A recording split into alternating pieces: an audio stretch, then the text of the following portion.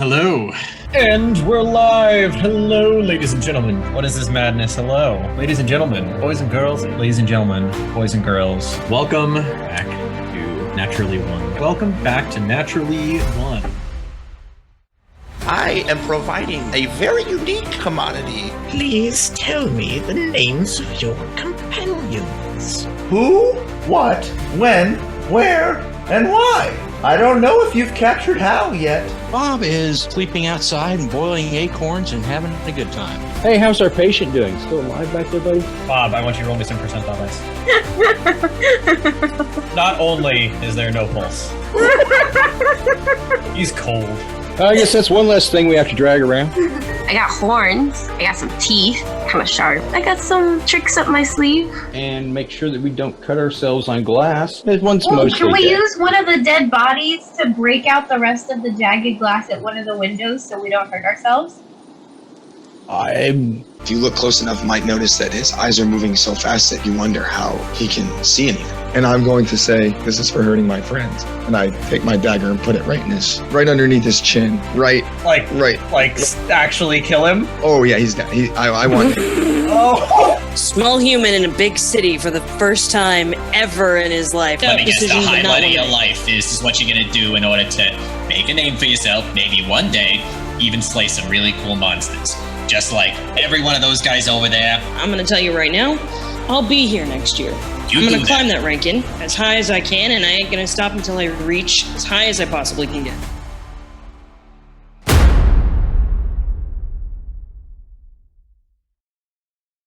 And now, coming to you live from northern Pennsylvania. Who wants to recap last session? I don't even remember it. I am sorry, but I am useless to this endeavor. We're nothing if not consistent. Doing 5 people's jobs now. Here we go. All right. Okay. But you're so incredibly good at it. Yeah, we just don't want to take it away from you. Oh, I Plus, appreciate it. well, you're going to get bonus kittens here probably the next week or two.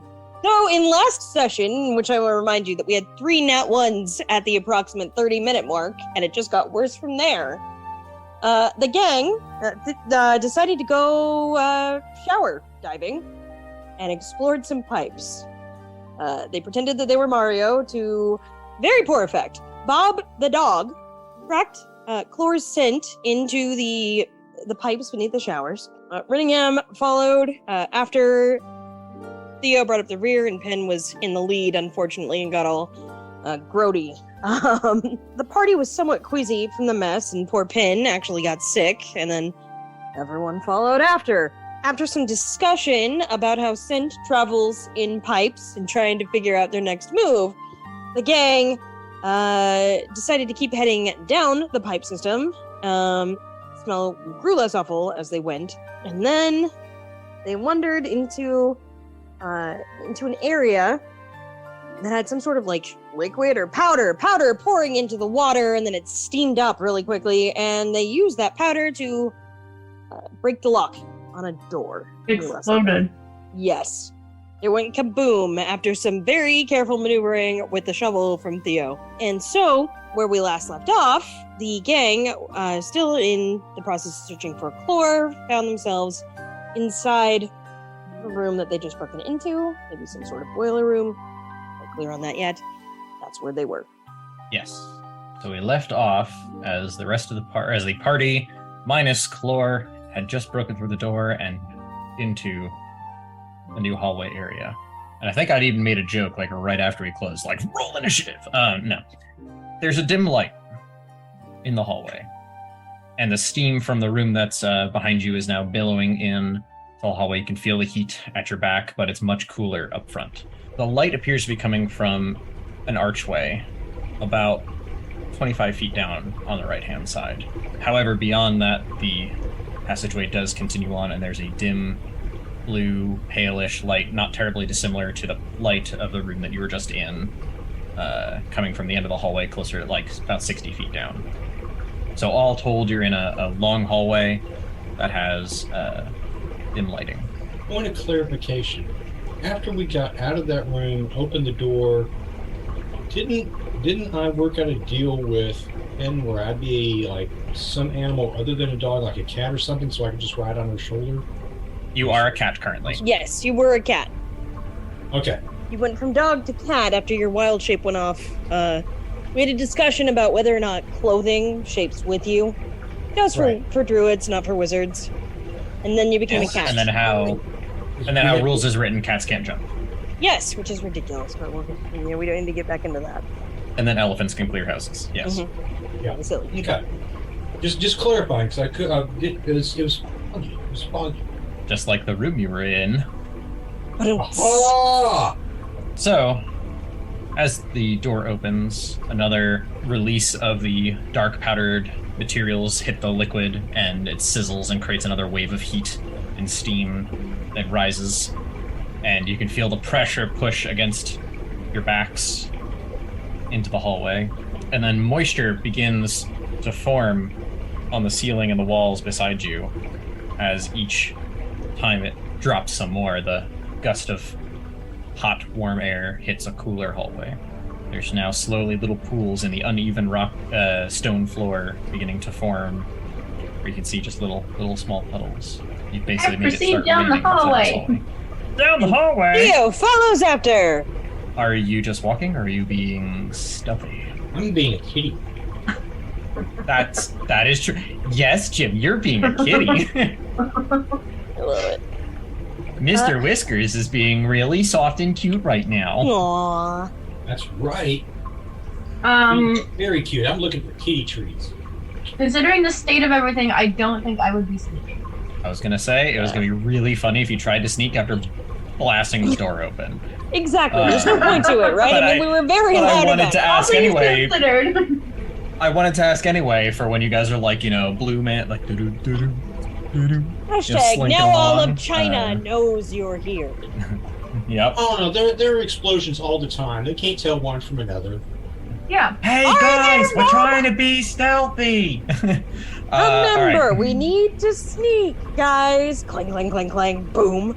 Okay, so as you head down the hallway, you approach where the yellowish glowing light is, 25 feet down, and there's a rather moderately sized room, about 25 by 25, that appears to be filled with all sorts of supplies. There are several barrels that appear to be filled with either food or liquids. Stacked on top of that are other crates filled with just cloth and traveling materials. There's rope, there's bedrolls. Some of them are actually strewn out, and there's lanterns that are lit, kind of sitting next to you where some of these bedrolls are, about 4 in total. On the shelves, you can see there's just different, knickknacks and accoutrements of... So I'm no expert here on these things, but wouldn't the miners have been back in the main town where we were and not down here in the pipes? Renningham just kind of walks in and just starts rummaging through people's stuff. I'm trying to remember how it goes. He has a cadence that's particular with Renningham. I think they left this here for us to go through on our Yep, own. that's a Renningham. There it is. Hey, do you want to be Renningham? That would be splendid if you want to be Renningham. Let's try. Oh. I don't know that I'll If be it doesn't good work, we'll trade off. You had it going right better than I did, so I appreciate it. You win. Yay! Pen's gonna follow right in Renningham's suit and start rifling through stuff that looks interesting.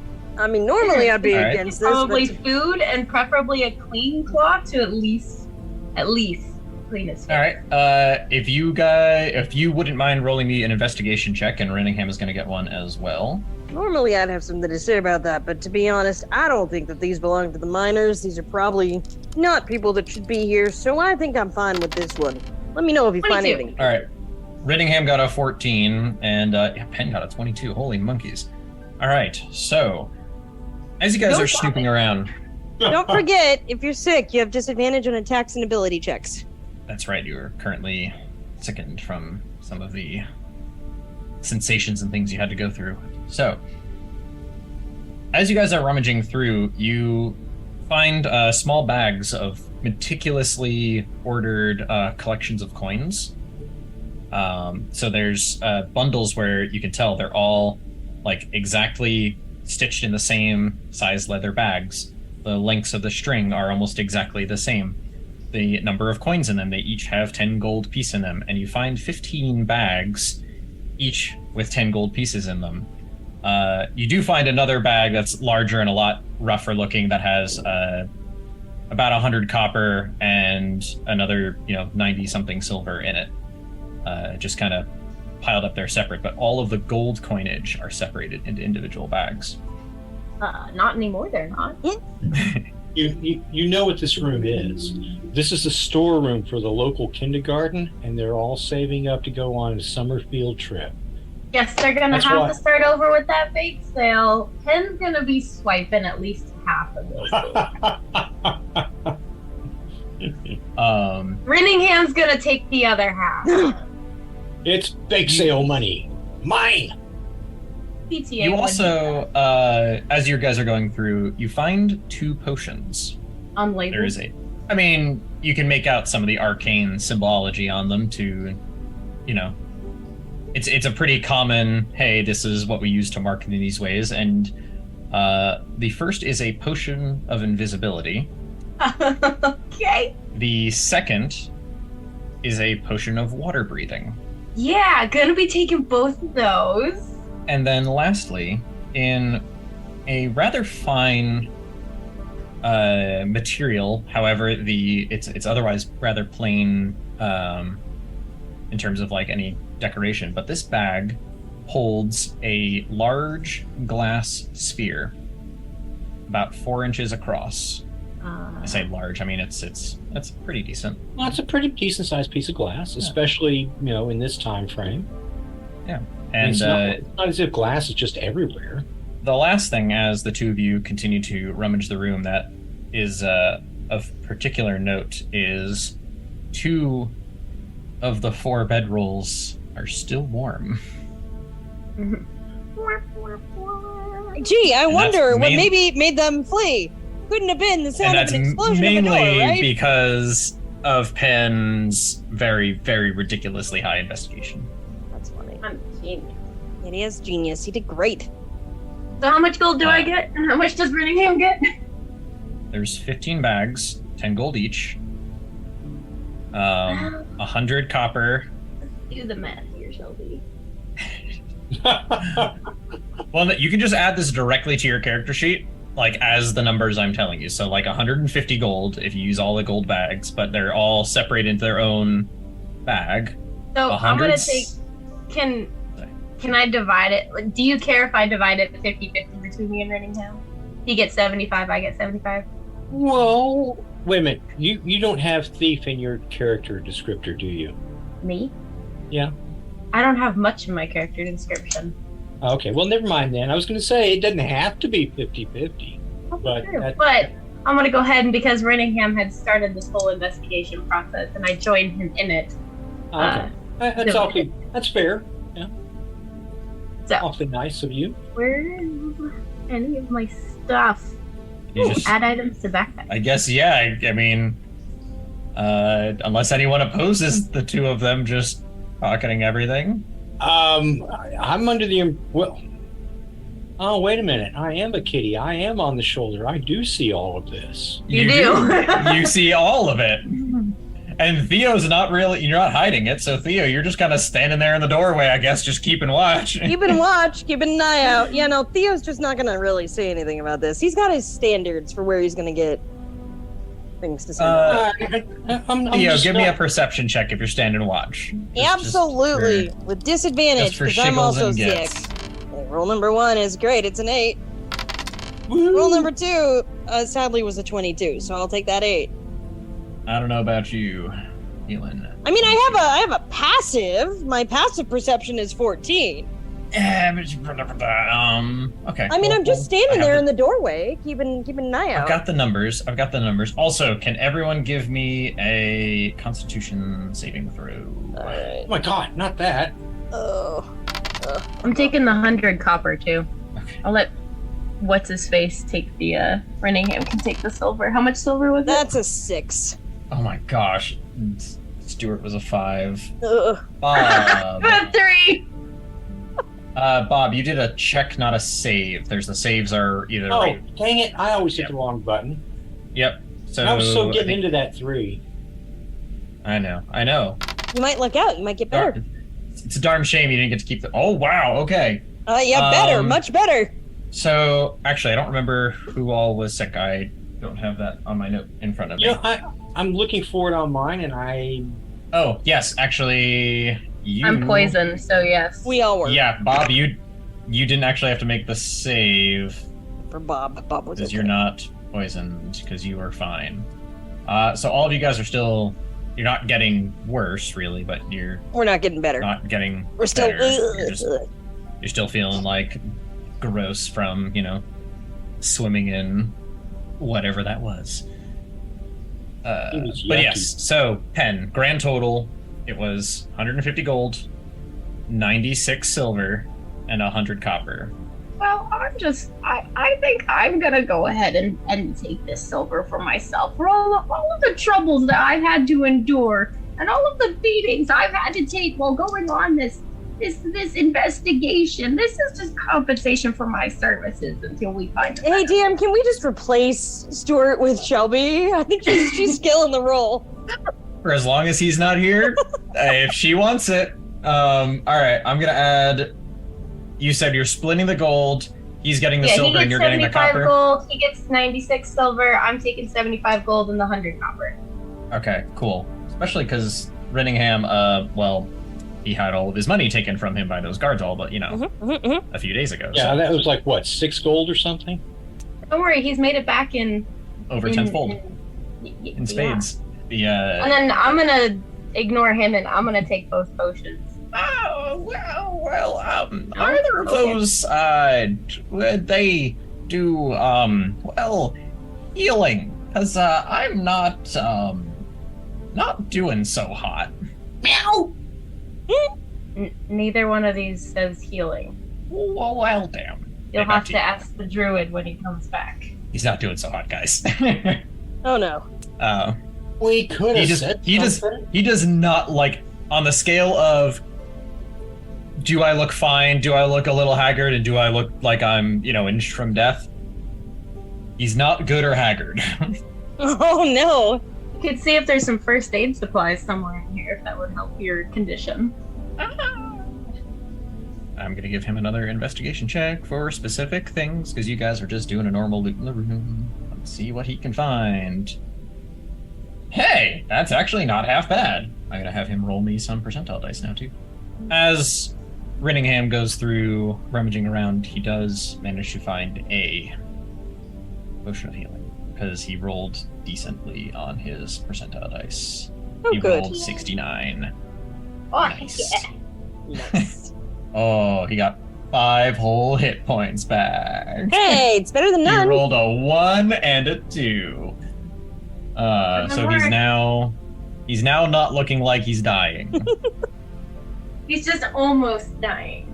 Basically. Yes, but almost dead is still partly alive. Yes, mostly dead is still partly alive. Actually, he's technically over the halfway point, so he looks more or less okay. Although he's still. Now that was some good investigating on our part. We should probably take our leave of this place before these people come back and notice and their belongings are procured by other persons at this time. So Theo, this whole time of you keeping watch, you did not notice anything. Of course not. Well, I guess we continue on into the cave where the people are going to notice. We might have... they won't notice. Everything's in the backpack. I'm kidding. I mean, but at least they know we're here, right? I mean, there's no way that no one heard the door going kaboom. Not necessarily that we're responsible for it. When we walk up on them, if they're still down here, I think they'll realize we're responsible for it, won't they? I think this is a one-way tunnel. There's a door behind us that we got rid of the lock on. Right. It's a one-way tunnel. But we can either go back where we came and not continue this investigation, or we can go forward. There's only 2 options. Right, but what I'm saying is that whenever we run into whoever was sleeping down here, if they're down here, then they're gonna know that it was us that messed up their door. That's all I'm saying. Maybe we just say that it happened in front of us. Didn't happen because of us. We were in the previous room and we heard it too, and we ran forward to investigate what was happening, but there was nothing left. Something tells me nobody's going to believe that story. Right. I don't think these people are going to believe us if we tell them that. Oh, wait a minute. I'm sorry. I said that. You're a cat. Yeah, exactly. Cat, Theo. Meow, meow, meow, No, meow, meow. but Theo would have said that anyway. He still doesn't think that they believe it either. He's dumb. He's not that dumb. Then I guess keep your shovel out. Get ready. All right, fine, I will. Just be ready for death.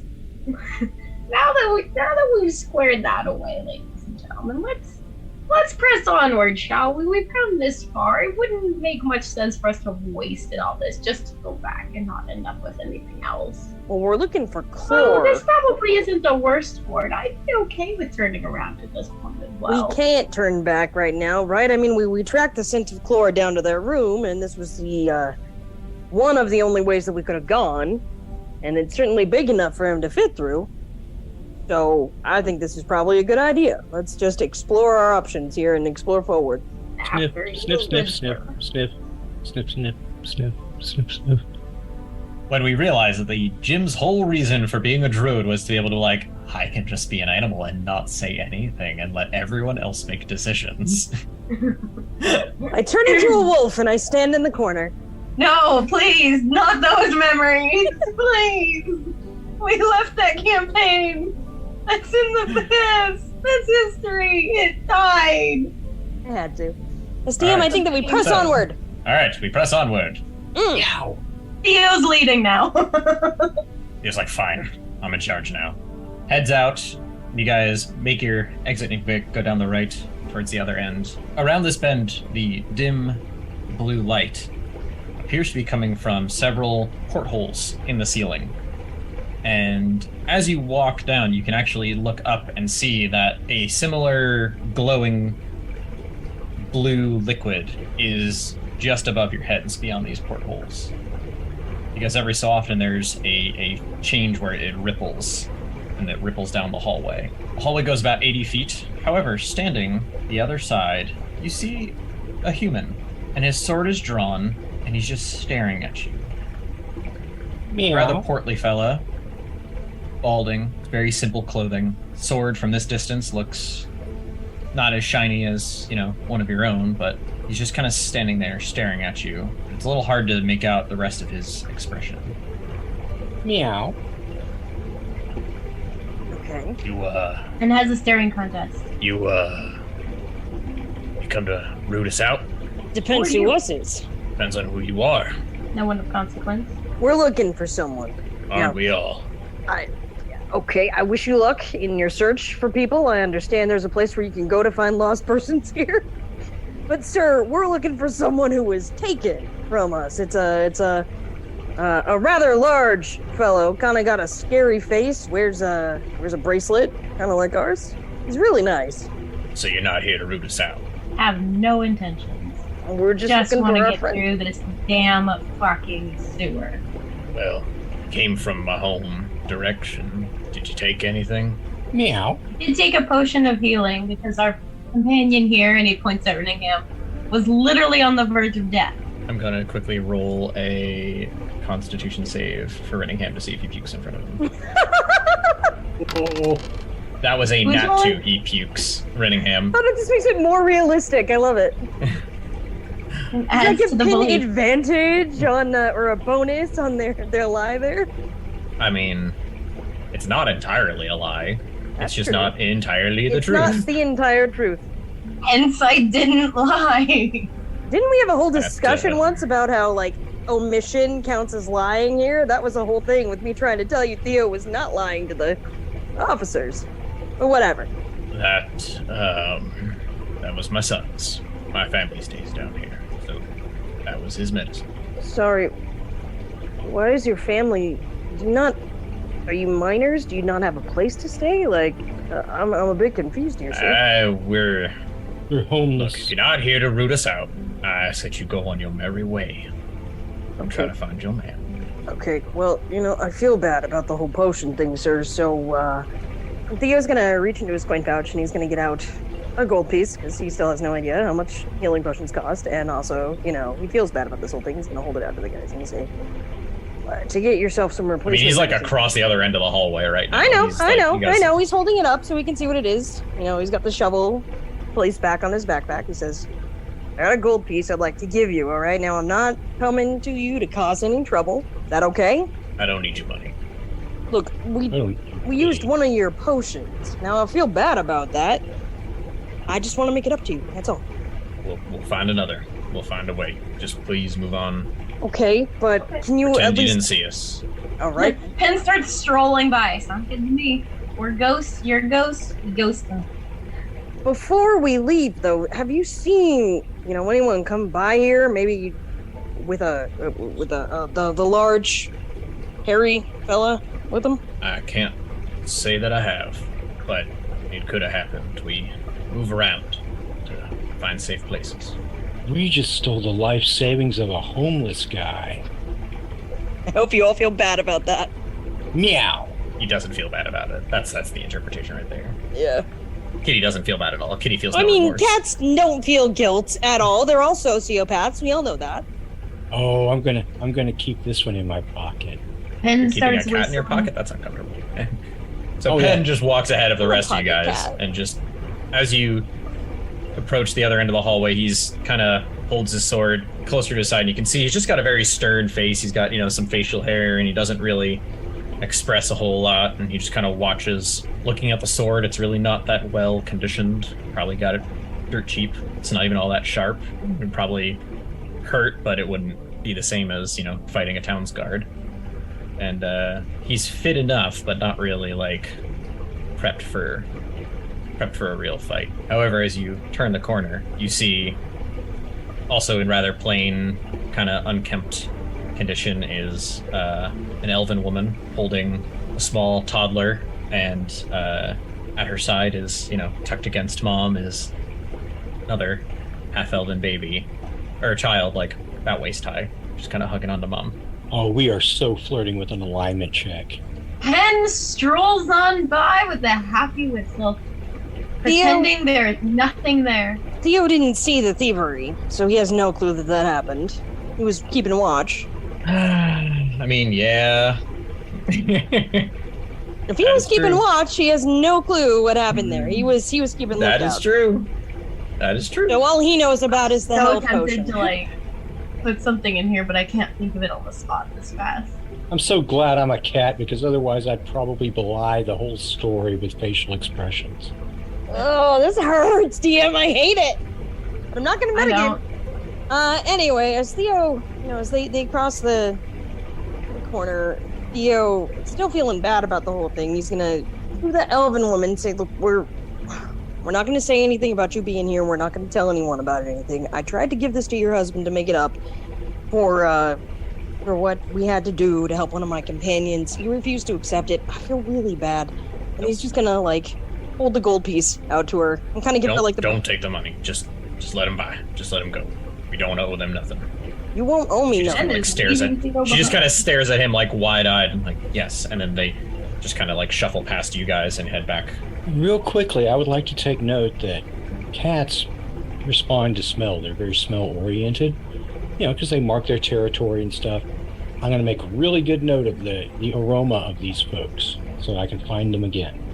Okay, give me a perception check. Okie dokie. Well, you don't want to owe us nothing, sir, but how about a fair exchange then? We'll buy that health potion from you. Above market value? I understand that's how economics works, right? He looks to Renningham to back him up. Renningham is busy, projectile vomiting on the side of the wall. He's just heaving out it's all bile at this point. There's just nothing left. It's just dry heaving. I learned it Yeah. from that guy. He's smart with numbers and business. It's an episode of Family Guy. That's true. Oh God, That's the true. epic. Oh no. Oh, Brian, I'm sorry, Brian. Do it. Fill my ears back. Oh. Gosh, but yes, Bob, because you're a cat, you get advantage, so you get to roll twice. They have advantage on perception checks for smell. You were intentional about, I am smelling this out. Excellent. Oh, that's terrible. All right. Let me make a note of that. We're good. All right. So as you walk by, you kind of cat on Pen's shoulder kind of like licks out and sniffs, and one little toddler, like that's the one at the side, just kind of like looks up, and it's like you can see like the fear goes to aw for like half a second before Kitty is now out of sight and goes back to like against mom. And Renningham just kind of like wiping his mouth, just kind of like comes up the rear, just like the door at the end is open. You might want to shut it. Just walks on by. It kind of doesn't lock anymore. You're not going to be keeping them dragons out. The gentleman just kind of like sighs. I feel so bad. And he just hand on the back of his wife, just kind of like, shuffles him down. Okay. All right. Okay. Moving on then, huh? A little bit. Bob, with your perception check, specifically with smells, it doesn't take long walking down this hallway as you were just kind of like moving along with Pen. Get a wafting of a smell that is sulfurous and pungent, and that kind of fades to match up with another smell that it's like a burning grease. There's a burger joint around here somewhere.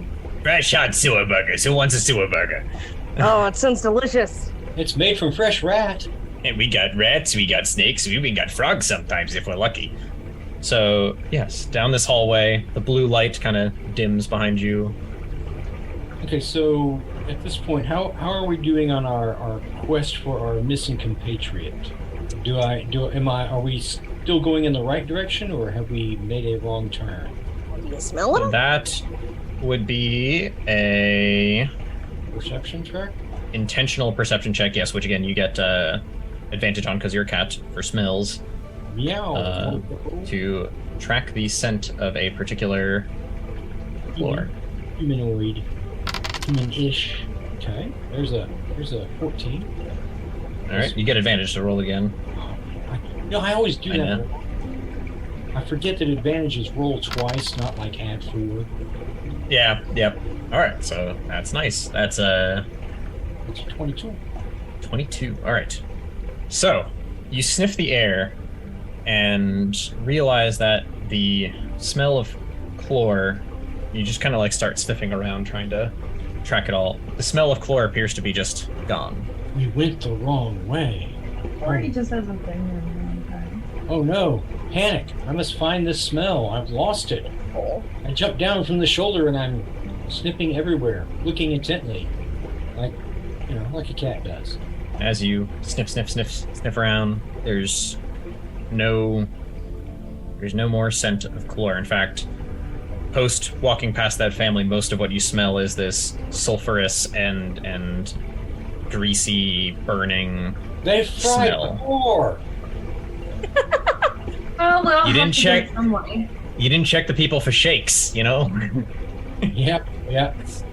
Yeah, bad case of cougar running amok around here. Don't worry, he can still be of value. Or at least part of him can. Backtracking. Going backwards past the ground that we'd covered because I'd lost the scent. And the only reason I'm a cat is to keep up with it. Dang it, I failed. I must find this scent. Okay, do you start heading further back down the hallway? Like, how far back do you go before you're intentionally trying to seek out? I'm just going. I'm fixating, looking for this. So Bob the cat, having hopped off of Pen, just kind of like starts like frantically sniffing around, and then like bolts down the back of the way you guys came. You watch this cat just kind of like off into the distance. Pen's gonna like, I'm just gonna stay here. Alright, then I guess I'll follow the cat. That way we cover all of our bases. Still not feeling that right. Cool. I'm gonna stay here because we all know good things happen when everyone goes their separate ways. Yeah. Right. Bob, you reach the lit tunnel and you can see the personality. cerulean light kind of shimmering through, and you sniff around again. Give me a perception check for sniffage. It's not too bad. Let's see if we can beat it. We didn't. All right, well, you get advantage, so you get to take the higher. However, as you are sniffing around, the thing that you notice the most is that the scent is extremely faint. It's more like a smell that is reminiscent of it, so much as this was definitively the scent I was following. It's more like like that's kind of like coffee when you are, 2 streets down from a coffee shop, and then it.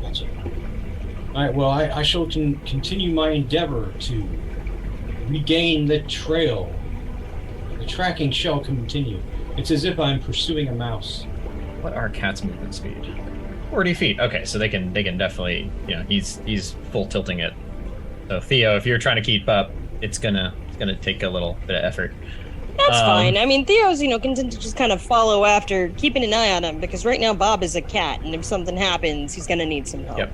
Bob, as you pass around the corner and back towards the room with the bed, the sleeping bag, bed rolls kind of all set up, and the random supplies, you kind of can peek your head in and see that they're all like trying to settle down. The dad's sitting there and he's just kind of just going through some of his things, and those bastards, they took everything. They took our stuff, but there's more of them than there is us. But it'll be fine. We'll make do. She kind of looks at him and then she's like, his fever's getting high again. He's like, I know. We'll figure it out. We got the water nearby. We'll cool him off, and we'll get this figured out. So DM, Do you keep? Yes. was this Bob just passing by, or was Theo close enough to hear? Currently, it was just Bob. Okay. Because Bob is like He's a cat. style, He's looking at it. Right. Exactly. sprinting down, Zoomies. sniff, sniff, sniff, sniff, sprinting down again. So at most, you're still 40 feet behind him. If you were sprinting after him, and you said you were kind of doing a little more leisurely, so. Well, he's keeping like an eye on Bob. He doesn't want to lose sight of him in case something happens to the cat. Doesn't take much for him, but Bob, to clear the distances of some of these hallways and get around the bends. So, Bob, do with that information what you will, but would you like to make another perception check? Yes, I would. Okay. It's not too bad. Not awesome, but not bad. I shall not complain. And with that, the scent, as far as you can tell, is gone. Roll me a survival check. Oh, well. You do not get advantage on this one, so it's just a straight survival check. Ooh. Okay.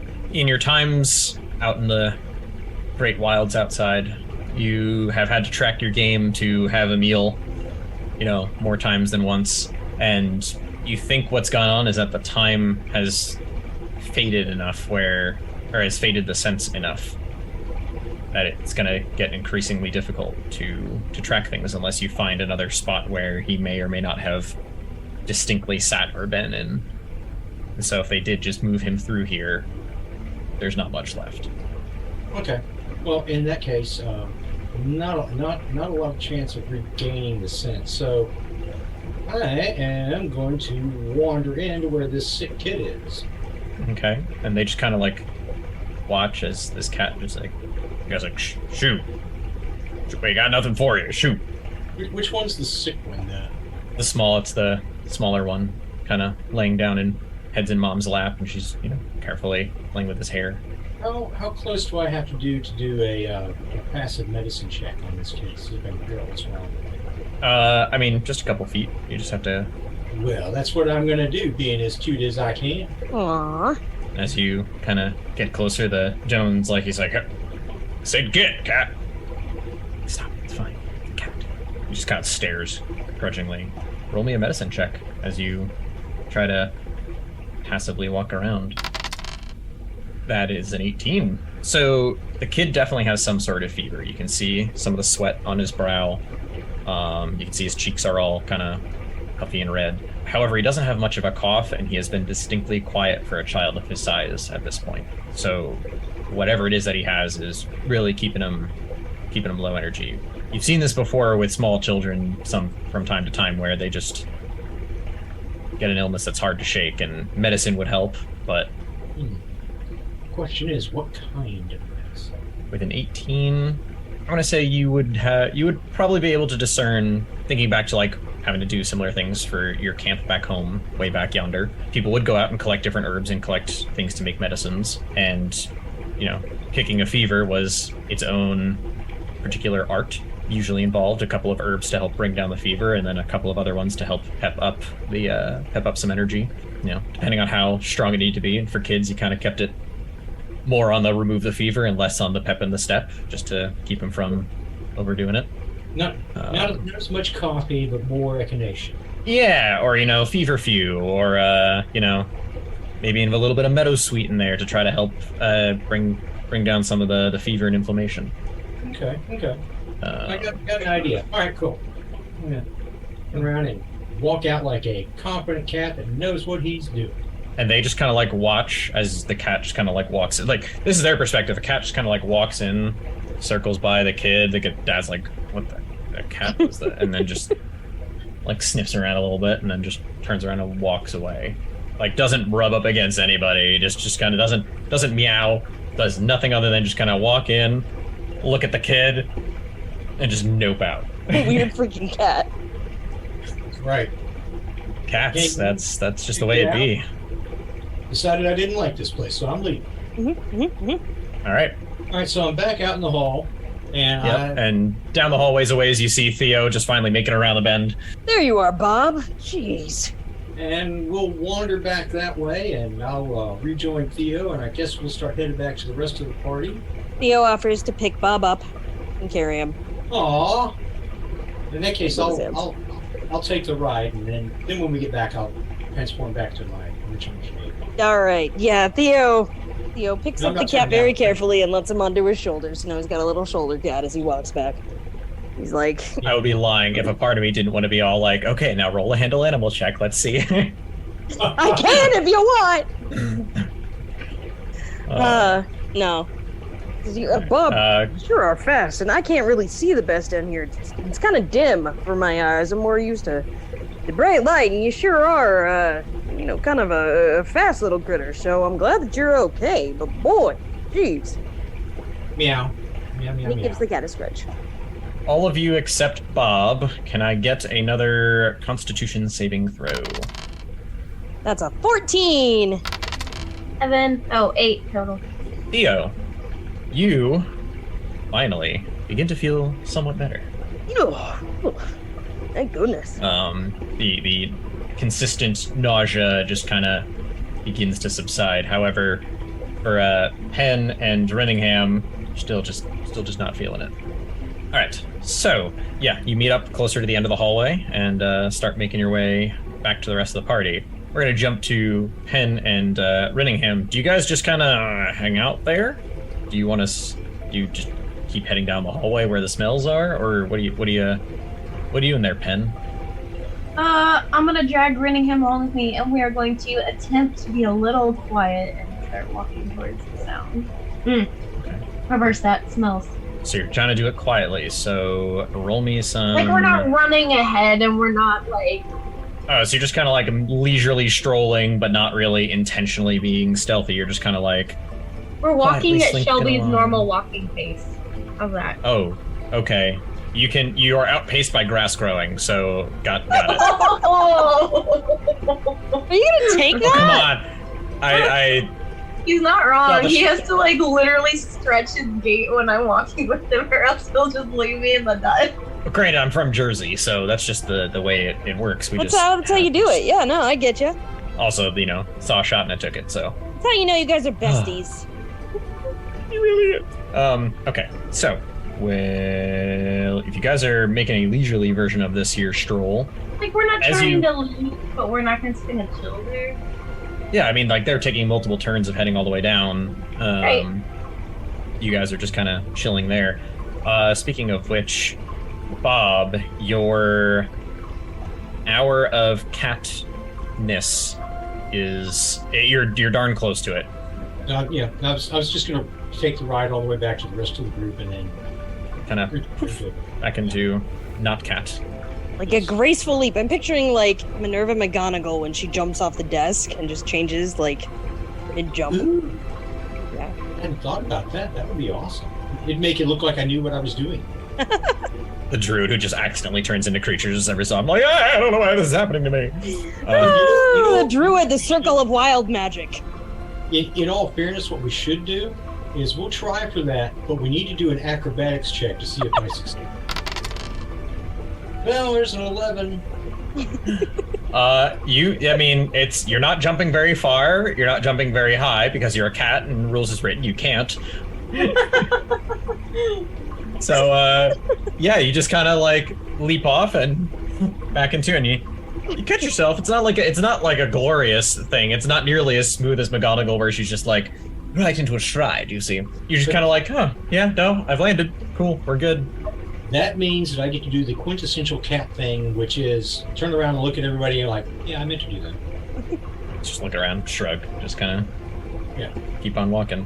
Because, no matter what happens, the cat always looks around like, yeah, I meant to do that. Mm-hmm. They can bounce off of 6 walls on the way down and land like on their side, and they'll stand up and go, yeah, I meant to do that. Mm-hmm. All right. So as you continue down this hallway, it continues to darken yet again until you kind of make your way around the bend. And off in the distance, you see yet another orangey, yellow glow. However, this time you can hear, just as soon as you turn around the bend, really, the faint whirring and, clanking, but it's very rhythmic and very mechanical.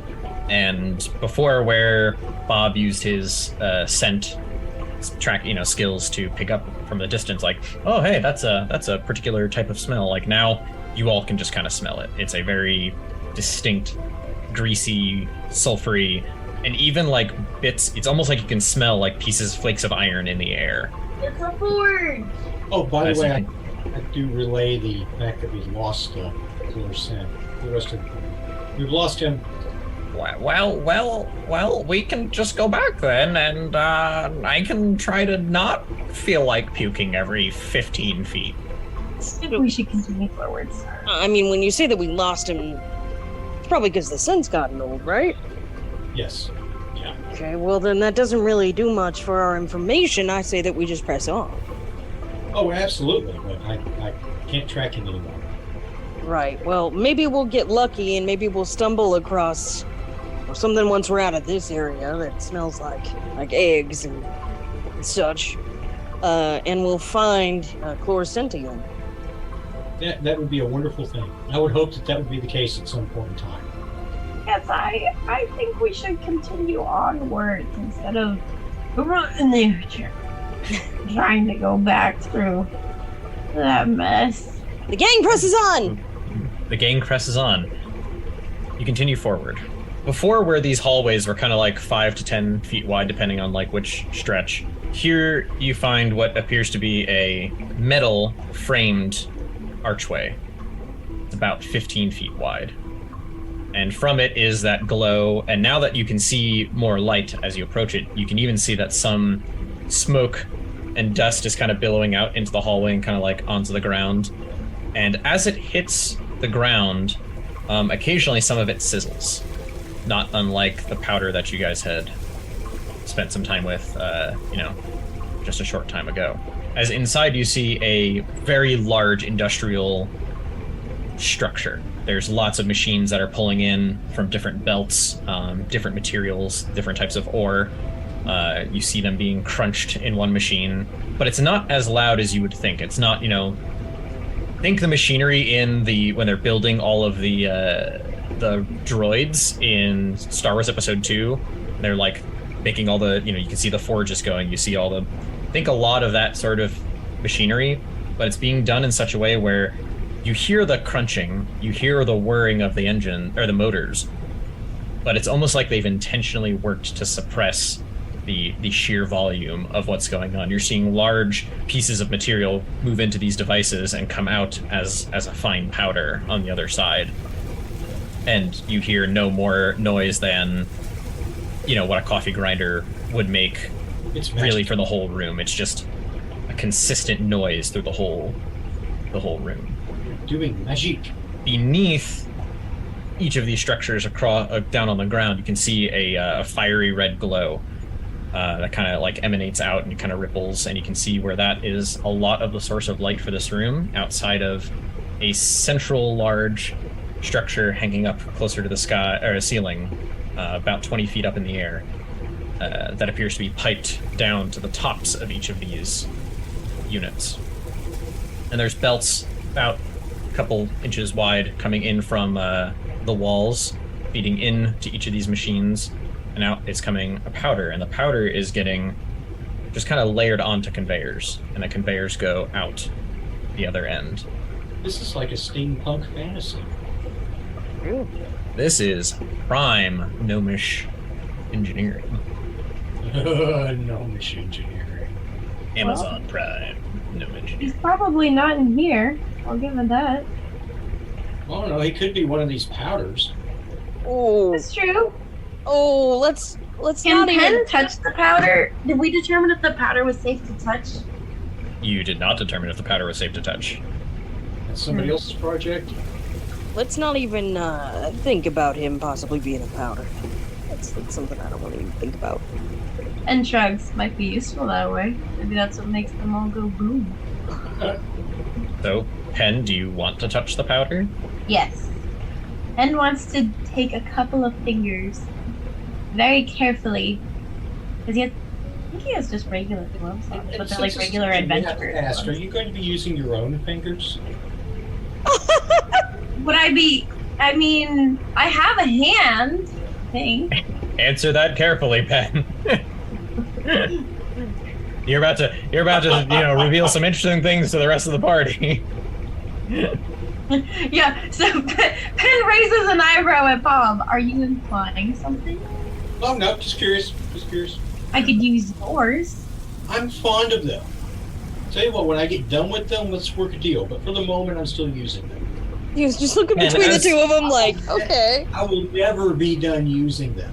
Pen, as you approach the machines and look at the belts, you can see that some of the material that is coming in to each of the devices is a little bit different. The shades are a little bit different. The make, some of them are more porous, and other ones are dense and solid. But the powder that's coming out is very fine and very uniform. However, the colors are all slightly different relative to the materials that are coming in.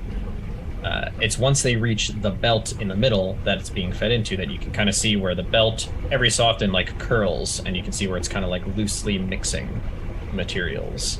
And so at the end that you've started at, you can see a very dark black material and another lighter gray material that are kind of getting crunched into powder and just kind of blending together. Do you still want to touch it? Which do you touch? Yes, I still want to touch it. Okay, do you want to touch the black powder, the gray powder, or where it's mixing? Or do you want to go further along before you touch? Because there are multiple machines all kind of... Where it's mixing. Pull. Okay. So you watch as Pen just kind of meanders around, finds a place to kind of get a little close and just kind of dip his finger in there. And you said your hands are gloved, loosely gloved? It just says regular adventure gloves. Okay. So you just kind of dip your fingers in there, and you get some of this powder on your glove, but nothing happens, and you're able to kind of rub it in your fingers. And Does it have a smell? It smells a little bit earthy, with some hints of a metallic-y smell, but it's hard to place. It smells like metallic peat moss. A little bit, honestly. Yeah, that's not a bad description for it.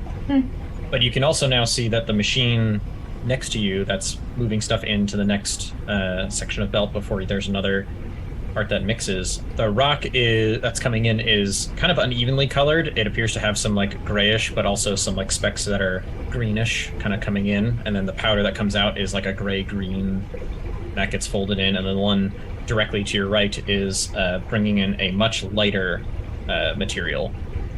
In fact, it looks very chalky. As it comes in, it looks like the same consistency, and the powder and dust that's kind of coming off and gets kind of, again, onto the belt, and there's another section where it kind of just folds over and slightly mixes it. Pen just keeps following the assembly line, watching it.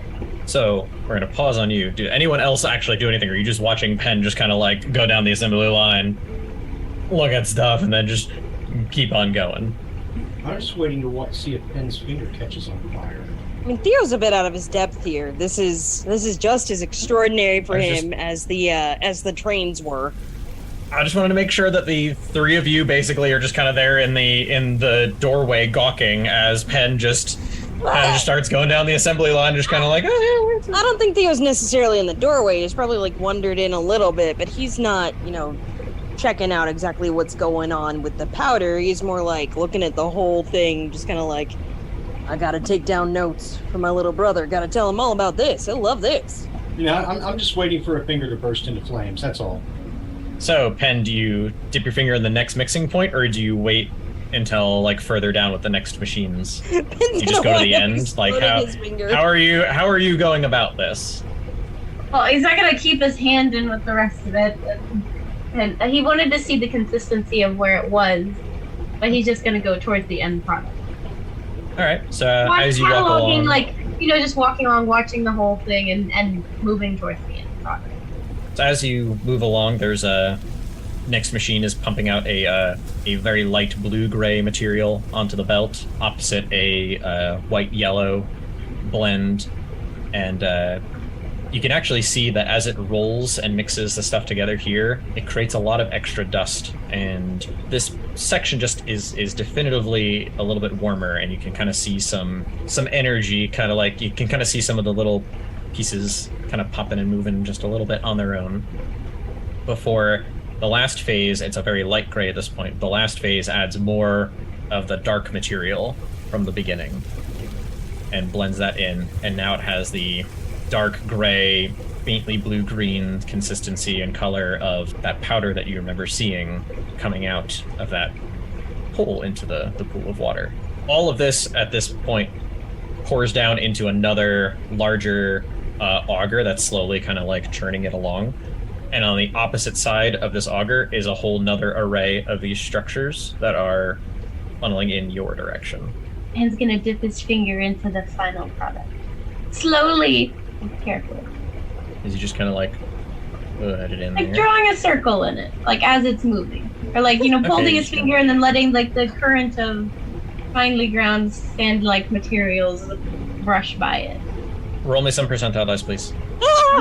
No. Curiosity killed the tiefling. 33. Okay. Alright. So as you do, and you draw the circle into it, leather gloves aren't completely devoid of moisture, and little hairs on it are able to kind of hold on to humidity and other things for a little while. And as you go in and draw the circle, it takes you make it less than halfway through the circle before suddenly you see specks of it begin to kind of like pop and spark. Oh no. Can I pull my finger back? As you do, the tip of your glove is actually on fire, and you take 1 point of fire damage as the tip of your glove is now burned. And as you are able to like get it out, you can see it has burned clean through the leather. Oh jeez. Oh no. That was what I was waiting for. I guess I should go check and see how much damage was done. While not giggling, or trying not to giggle. Wait, I have fire resistance. Oh, well, fire resistance would have the damage, Still so it's take half one. of one is one. Yeah. Also, can everyone except Bob do another Constitution saving throw? That's an 11, DM. Ooh, 19.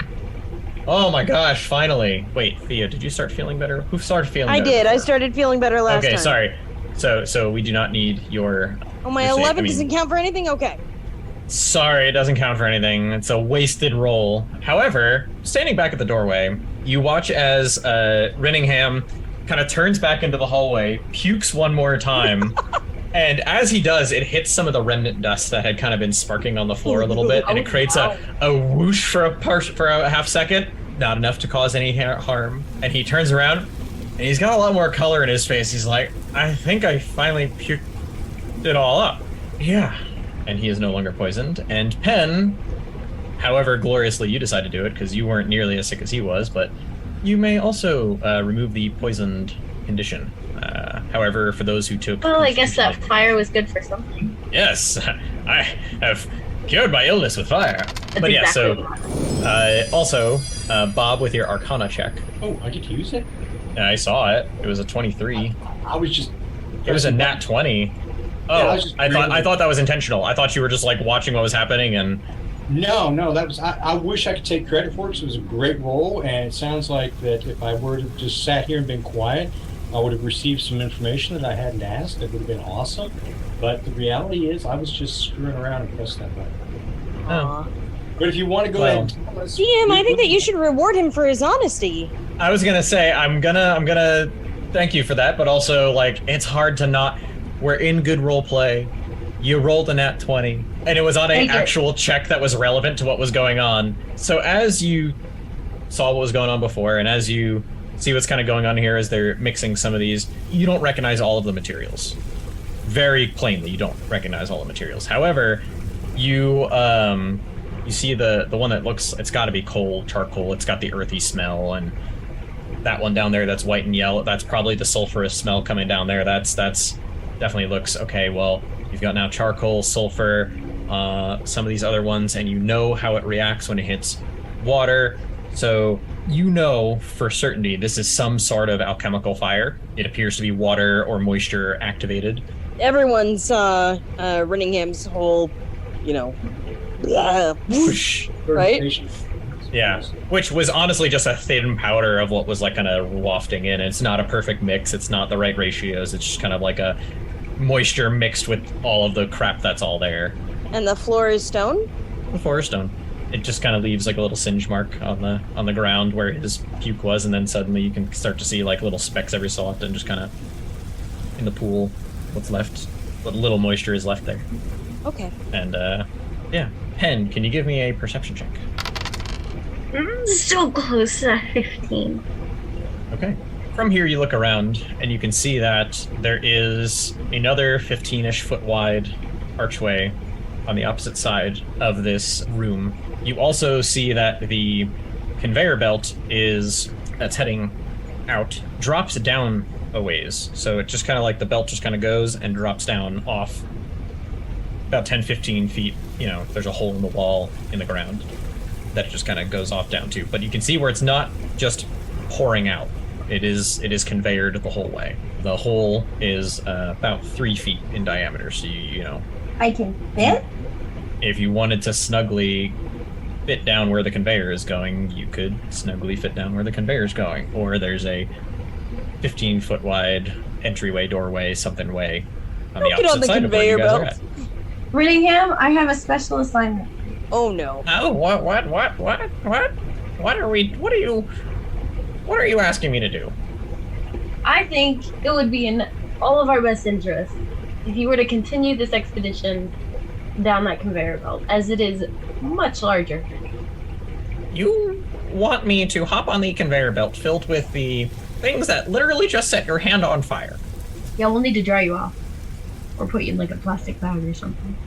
Plastic bag? Plastic? Do you hear what he's saying? I'll give you a gold piece. You think I can just be bought? I can't just be bought. Do you think I can just be bought? How much gold? I'll give you 2 gold pieces if you go there. Rittingham, I don't think that's worth it, buddy. No, let's hear Pen. Yeah, Theo, you're the one who's only had 1 lesson in economics. Calm down. Okay, but like your glove just caught on fire from that thing, and when Rittingham got all sick all over the floor, it went poosh. I think that him getting on a conveyor belt filled with that stuff is probably a bad idea. I don't need to be an economicist to do that. We could borrow your shovel and then he could sit on like a sled. No, what would that do? It'd be safer for him. Are you saying you don't want to give Rittingham his best chance of survival? You'd rather keep that I'm for saying yourself? that I think his best chance of survival would be to go through the door, not on the conveyor. Now listen here. I was curious but sick before about this magical powder that does explodey things. Not saying all the more reason. Your go. gloves could probably handle it. You have the powerful gloves. I do have the gloves, Pen. I don't know where that goes. I don't want to end up back in the pool. What if you find something stronger at the end of the tunnel? It was really cold in the pool. You know how I know? I ended up in the pool. In the pool? I was in the pool. Do you remember me being in the pool? I fell in the pool. We weren't gonna add water to this mix. We were just gonna add you. I am water! Only like 90%. Don't worry about the percentages. It's only 90. 10% of you isn't gonna. You see this, again, 3.5 foot tall Verdun just incredulously looking up at you. It goes into laughing hysterics. Now, you listen here. We're either gonna all go down that tunnel, where you can all lay prone, and I can stand, or we can go through this perfectly good door. You will never. And like gently, he puts his arms around both his shoulders and his arm, and he just backs lifts away like eye level. Oh, this is comical. He's giggling. He just lifts him off the ground and holds him up to eye level. And I have a serious question for you. And he kind of leans right into your ear. I have a serious. He holds him at an arm's length. He's just straightening in his arm. And come here, come a little closer. Pen. No, I can hear you fine from right here, buddy. Pen. Come on, it'll be a quick ride. He's just walking over. Pen, have you just casually murdered someone before, Pen? Because it feels like that's what you're asking me to do. I think that Pen would do that. Casually murdered. He's gonna look him dead in the eyes, and this kid is still giggling laugh. He's like, oh, buddy, you have no idea. He sets him down and doesn't put him on the conveyor belt. He sets him down on the ground and walks back towards the archway. Finally, a sensible decision is being made. Could you just imagine if we'd actually gone through with it? So before somebody have to be like, sorry, Stuart. You act like I didn't consider it. 1, splitting the party. 2, no, I don't have a map of where all this conveyor goes. I was gonna come up with one on the fly if you all went down there. But you're not gonna make me do that with just Stuart. No. Especially when he's not here. Yes. That would have been way too mean.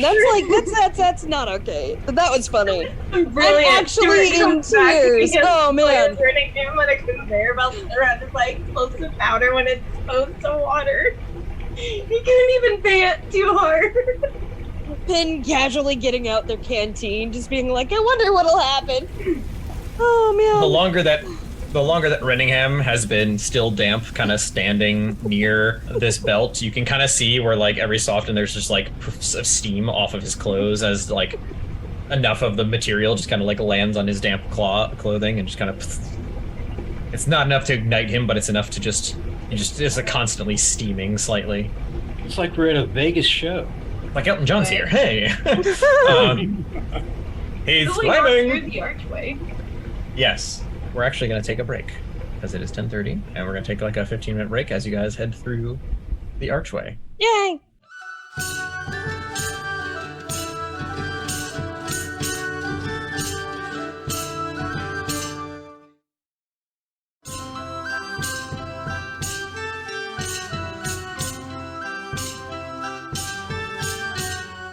Hello, ladies and gentlemen, boys and girls. We are back from our break. We had snacks. I have more caffeinated beverages. It's going to be great. So, after a minor spat between Renningham and Penn, having to do with the whole idea of, taking said wet Verdun and sticking him on a conveyor belt, the party has continued forward through the next archway on the opposite side of this, where crossing through into the hallway, it's almost like there's the temperature changes is drastic. You went from a hot area before by the pool to cooler hallways to a much warmer facility where you are now, as there's reactions and things all going on and fire beneath each of the structures. And now you pass back into this hallway, and again, it's back to being kind of cold. Kind of cold. Kind of cold. Not freezing, but definitely a significant drop in temperature. A light jacket cold. Yeah, light jacket, maybe a windbreaker, just enough to really take the edge off kind of deal. That's cool. I can work with that. And this hallway also starts to kind of pitch downwards. Yep, down. Don't worry, Renningham, we might get to use the sled anyway. Yeah, I never consented to that. I might consent to this one. Less booms. Just kind of looks at you. I'm gonna go walk with Theo. Just kind of like looks up at you, Theo. Just doesn't really say much. Just looks at you, and then Theo looks down at him and nods. He's like, I get it. Tried to kill me before. You weren't gonna die. For what it's worth, buddy, if Penn had actually tried, I might have physically intervened. No. Bob's just like, it would have been funny. It would have been up in flames, and it would have been funny. As you continue to walk down this hallway, it's only a slight pitch change, but you definitely can feel that you're leaning downwards. And the further and further you get, the sulfurous grease burning smell goes away. The metallic notes kind of linger longer in your nose, where it's almost like you got some of the finer dust caked up in there. Renningham sneezes, and you kind of see his little spark on the floor. It's almost like you're describing a coffee. Little hints of copper and tin. Oh yes, just slight metallic taste, a little earthy, little spice, and just a hint of citrus. There's no citrus in it. Just little bring out the notes of bright that, notes. Yes. We let these age just enough before we started the roasting process, and we go for triple roasting. Anyway. Ooh. Yeah, it's a hearty flavor with lots of layers. Do not steep above 180. You want it to go low and slow. Perfect for pour-overs. Total digression. All right. Where was I going? Yes. Path going downward. Temperature. Path going downward. Continuing down, the light from behind you just kind of dims further and further. And about 60 feet down, it's next to pitch black. You can kind of make out little glints of whatever metals are on your person from the light behind you, but anything in front of you is just kind of dark. As you continue down, the temperature does continue to drop, and that light jacket is more of like okay, all right, this is a little crisp, little brisk, but the tunnel keeps going. And we're still seeing no signs of Mr. Clore. You have seen nor heard no signs of Mr. Clore, and no longer do you smell signs of Mr. Clore. All right. So we're walking along, and it's getting more cool, more chilly-ish. Chile. And nobody's really confronted us about being someplace where we're not supposed to be? Not yet. Interesting. I mean, the only people that we ran into were the homeless people. Or the people. Yeah, they're not supposed to be down here either, so yeah. Is anybody else thinking that we might want to look for a place to rest for a little bit? I mean, we've been walking for a while. That might be a good idea, but... I mean, since you guys started in the morning, it's definitely been a few hours. Like, enough that Jim has had to use 3 wild shapes? 2. 2. Dog and cat. Dog and cat. I just couldn't remember if he had used dog twice. That's why. Yeah, it's dog and cat. It's a dog and cat show here, and that's like all of my wild shape for the day. In fact, I'm remarkably tapped out on magic abilities right now. I think, especially since we're all kind of feeling a bit sick, it might be a good idea to take a rest. My question is, do we want to stay down here where it's cold, or do we want to backtrack a bit and go a little bit further up towards that other room where it was a little bit warmer? That's up to you guys. I sleep good in the cold, so I'm happy with this. Plus the cold, snakes don't like cold. I'm down with that. Well, I mean, I'll do whatever you want, but I sure would like a source of light. I mean, following along with the wall here is, not... Personally, being the person who is, wet and now also very cold, somewhere warm or where we can make warm or find warm would be preferred. That's great. Let's find some warm. Well, I mean, we know that it was warm back where there was all that powder. We could head back there and, like, right outside that room, try to set up there. I feel like that might be, looks over at back in where he thinks Penn is, because it's all pitch black. I wonder if forward might be safe. Wait, can we take that moment for a second? I just thought of something as soon as you did that. Rinningham's looking into the dark where he thinks Penn is, right? Yeah. So Penn has dark vision, so he can see it's like dim, right? Yeah, it's basically black and white. For about 30 feet, you can see in black and white. So yeah, you can make out most of your party members and their faces and all that. Well, all of them, really. Penn's gonna just like slide around and then just like show up right in his shoulder. Okay, and Penn's just kind of like looking, or not Penn, Rinningham's just kind of looking back. I'm sorry, my rabbit just threw all of his stuff off of his shelf. He's about to throw his food. Ah! Classic rabbits. Let me tell you. So does anyone else have any thoughts while we await Penn's return in order to continue the heckling of Rinningham? I mean, my thought here is that we're inside. It's not necessarily like we can really light a fire here. Well, first I'm sick. Because I swim in poo. And then I get thrown into a pool of water, entirely of without my intention or, outside of my own volition. And now I've been cold, and I go into another place and I puke and it catches on fire. And now, sure, I'm a little drier than I was, but now we're going down here and it's cold again. I just don't want to die. I don't want you to die either. I mean, I would prefer not to die either, too. I mean, I told that one, the person back at the Adventurers Guild, I'd last at least a year, so I'm right with you on that one. You might. And just kind of looks at you just like deadpan, just like, you might. I'm gonna. But, okay. We don't know exactly whether or not it's safe to light a fire here now, do we? That powder caught on fire with wet. It's all stone. Stone doesn't catch fire. There's a building that fell that would beg to differ. And buildings have wood. It's a structural reinforced thing. I have been in those buildings. They have stone and wood. Okay, but the powder went on the stone ground. It didn't burn the stone ground. It scorched it. Fire scorches.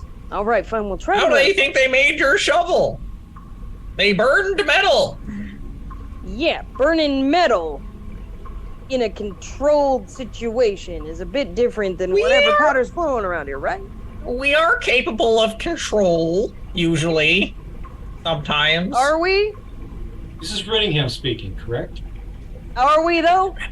Mr. puts a rock on tracks. I was performing an experiment, and it just so happened to backfire, but as you can see, from that particular incident, I am otherwise fine.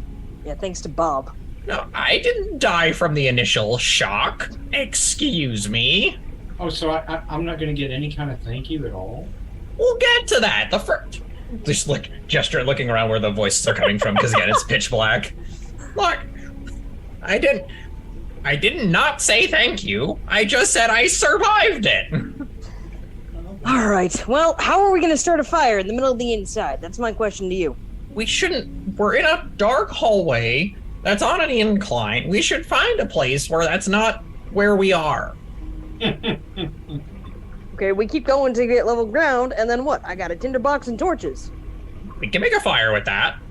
And then keep it going how? How many torches do you have? 4. I think we would do better if we were to scavenge some wood. If we were going to do this, what we need to do is to find something kind of like that homeless encampment out of the way where... We're burning the homeless? No! And that's what Penn says next to Reddingham's head on the opposite side of where Reddingham thinks Penn is. I love it. Backs into the wall. It's freaking cold. No, we're not. Reddingham, I'll keep you warm. I don't want... Can't see you just staring at where the sounds are coming from. I don't want you touching me at all. Oh, won't have to touch you to keep you warm. Anyway, all right. Where can we make camp?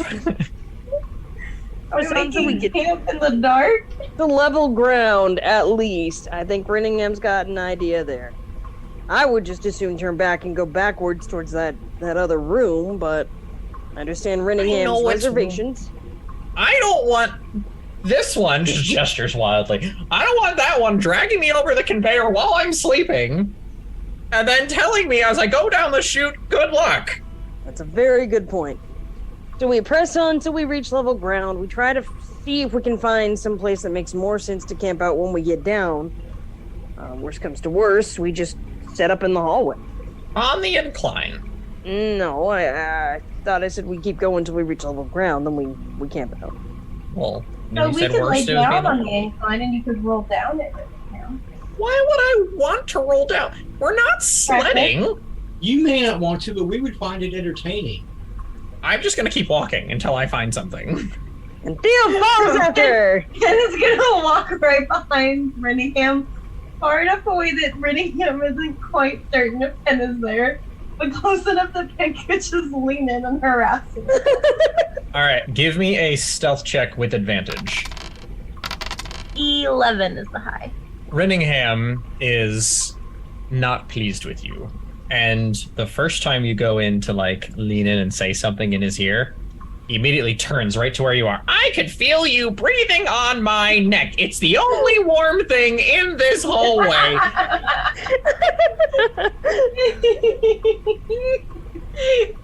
Pen, you can't see it, but Pen puts up his hands and stands back up and just walks on. And as Penn walks around, like Renningham is still pointing in the direction where he felt. He's just pointing at air. Yeah, basically. Bringing people in the cold and shivering. You'll be fine. Once we reach a place where we can set up camp, we'll make sure that you get nice and warm, buddy. You'll be okay. We won't let you die. I'm not gonna let you get frozen. This path continues further down, 100 feet long, 150 feet long, 200 feet long, and I need you all to roll perception checks. With disadvantage, because I'm in the dark? With disadvantage. Well, actually, it's just straight don't. perception checks, and it'll make sense. Okay. Wow. That's a 19, DM! So, Renningham still has some snot and other grossness from when he was puking earlier, just kind of clogging up his schnoz, but the rest of you guys begin to smell a faint, salty, damp smell. The air has continued to get colder. It's not enough that you're, freezing and taking damage. Renningham is just displeased, but there's a salty smell in the air. It's not terribly dissimilar to seawater, but it's almost like a cleaner, because seawater often has like the more pungent, like rotting stuff type smell when you get to that. This is just like a salty air. And as you continue down the hallway, the previously smooth stone begins to start having a faint crunch underneath your feet. Like crunching salt? Maybe. And If as we look at it, you... what does it look like? Say that again? We look at it, what does it look like? You pick up some, and it's still pitch black. Yeah, but I've got like night vision stuff going on. It's still You have gonna dark be vision? ASMR duel, yeah. Oh, as Marta, okay, so it looks, it's flaky. It's a flaky, and you smell it, and it's definitely a salt of some sort. You can smell the salty residue, and it's flaky. But it is one of those, the chill has been consistent as you've head further down. And now finally, for those of you with dark vision, it stands out a little bit better than for those of you without it. There appears to be way off in the distance a source of dim lighting, a pale, whitish light off in the distance. And it's another 150 or so feet before suddenly those of you without it, so Renningham and Theo, you can make out a dim source of blue light. Not dissimilar to what you've seen earlier, but this time there's less movement with the color of the light. And as you approach, you can begin to see that on the walls and the ceiling and the floor, there is more of this salty residue just kind of like sticking around to everything. And there's a nice crunch that continues to be beneath your feet as you walk around. Once you guys reach the light, the crunching approaches, you can hear on the other side of the doorway, where a lot of this light is coming from, a skittering noise. And as you step in, you can say that again? We're at Greyjoy Castle, or whatever the name of the castle was. Game of Thrones, the Theon's Castle. The Theon's Castle. Okay, yeah. Whatever it was. Yeah, Iron Isles. There we go. Yeah. Yeah, the salty sea air is stuck to the structure. This whole room has a dim but consistent blue light. And on the floor you can see there's just lots of this salty material. And the entire archway of this passage is rather smoothly carved out, but it appears to be a consistent block of this salty material. And now that you can see more clearly, the room is now cold enough that you can see your breath. Ooh, that's no bueno. But every so often there is a light breeze of air that kind of comes through, and as it does, you can hear the crinkling of the salty material, and some pieces just fall to the ground, and it kind of passes you into the hallway. Rinningham now needs to make a Constitution saving throw. He is wet. And he nat 19's it. Okay, he's not taking damage, which is nice, because that was about to get real ugly. Can I get perception checks from everybody again? Yeah, absolutely. It's an 11. 11. 11. Oh, I did good. Oh my gosh. 24. So that nat 20? Yep. You did. You nat 20'd. Yeah, I did good. First nat 20. Yes. Oh, second. First official, because we kind of let the other one slide. We did. We didn't celebrate it, but that's okay. Life's good. Pen, can I get your perception check? 15. 15. Okay. You see a bunch of these small lizards. They're about yay big. And as you stepped in off in the distance, you can kind of see them like kind of skittering along the salt, and they're kicking stuff up. And they kind of start climbing up parts of the wall. And Bob, you notice something as you track them up, is that as they kind of hit the pinnacle, they kind of just like disappear slightly. And there's sections where it doesn't appear that whatever this is carved out of is solid.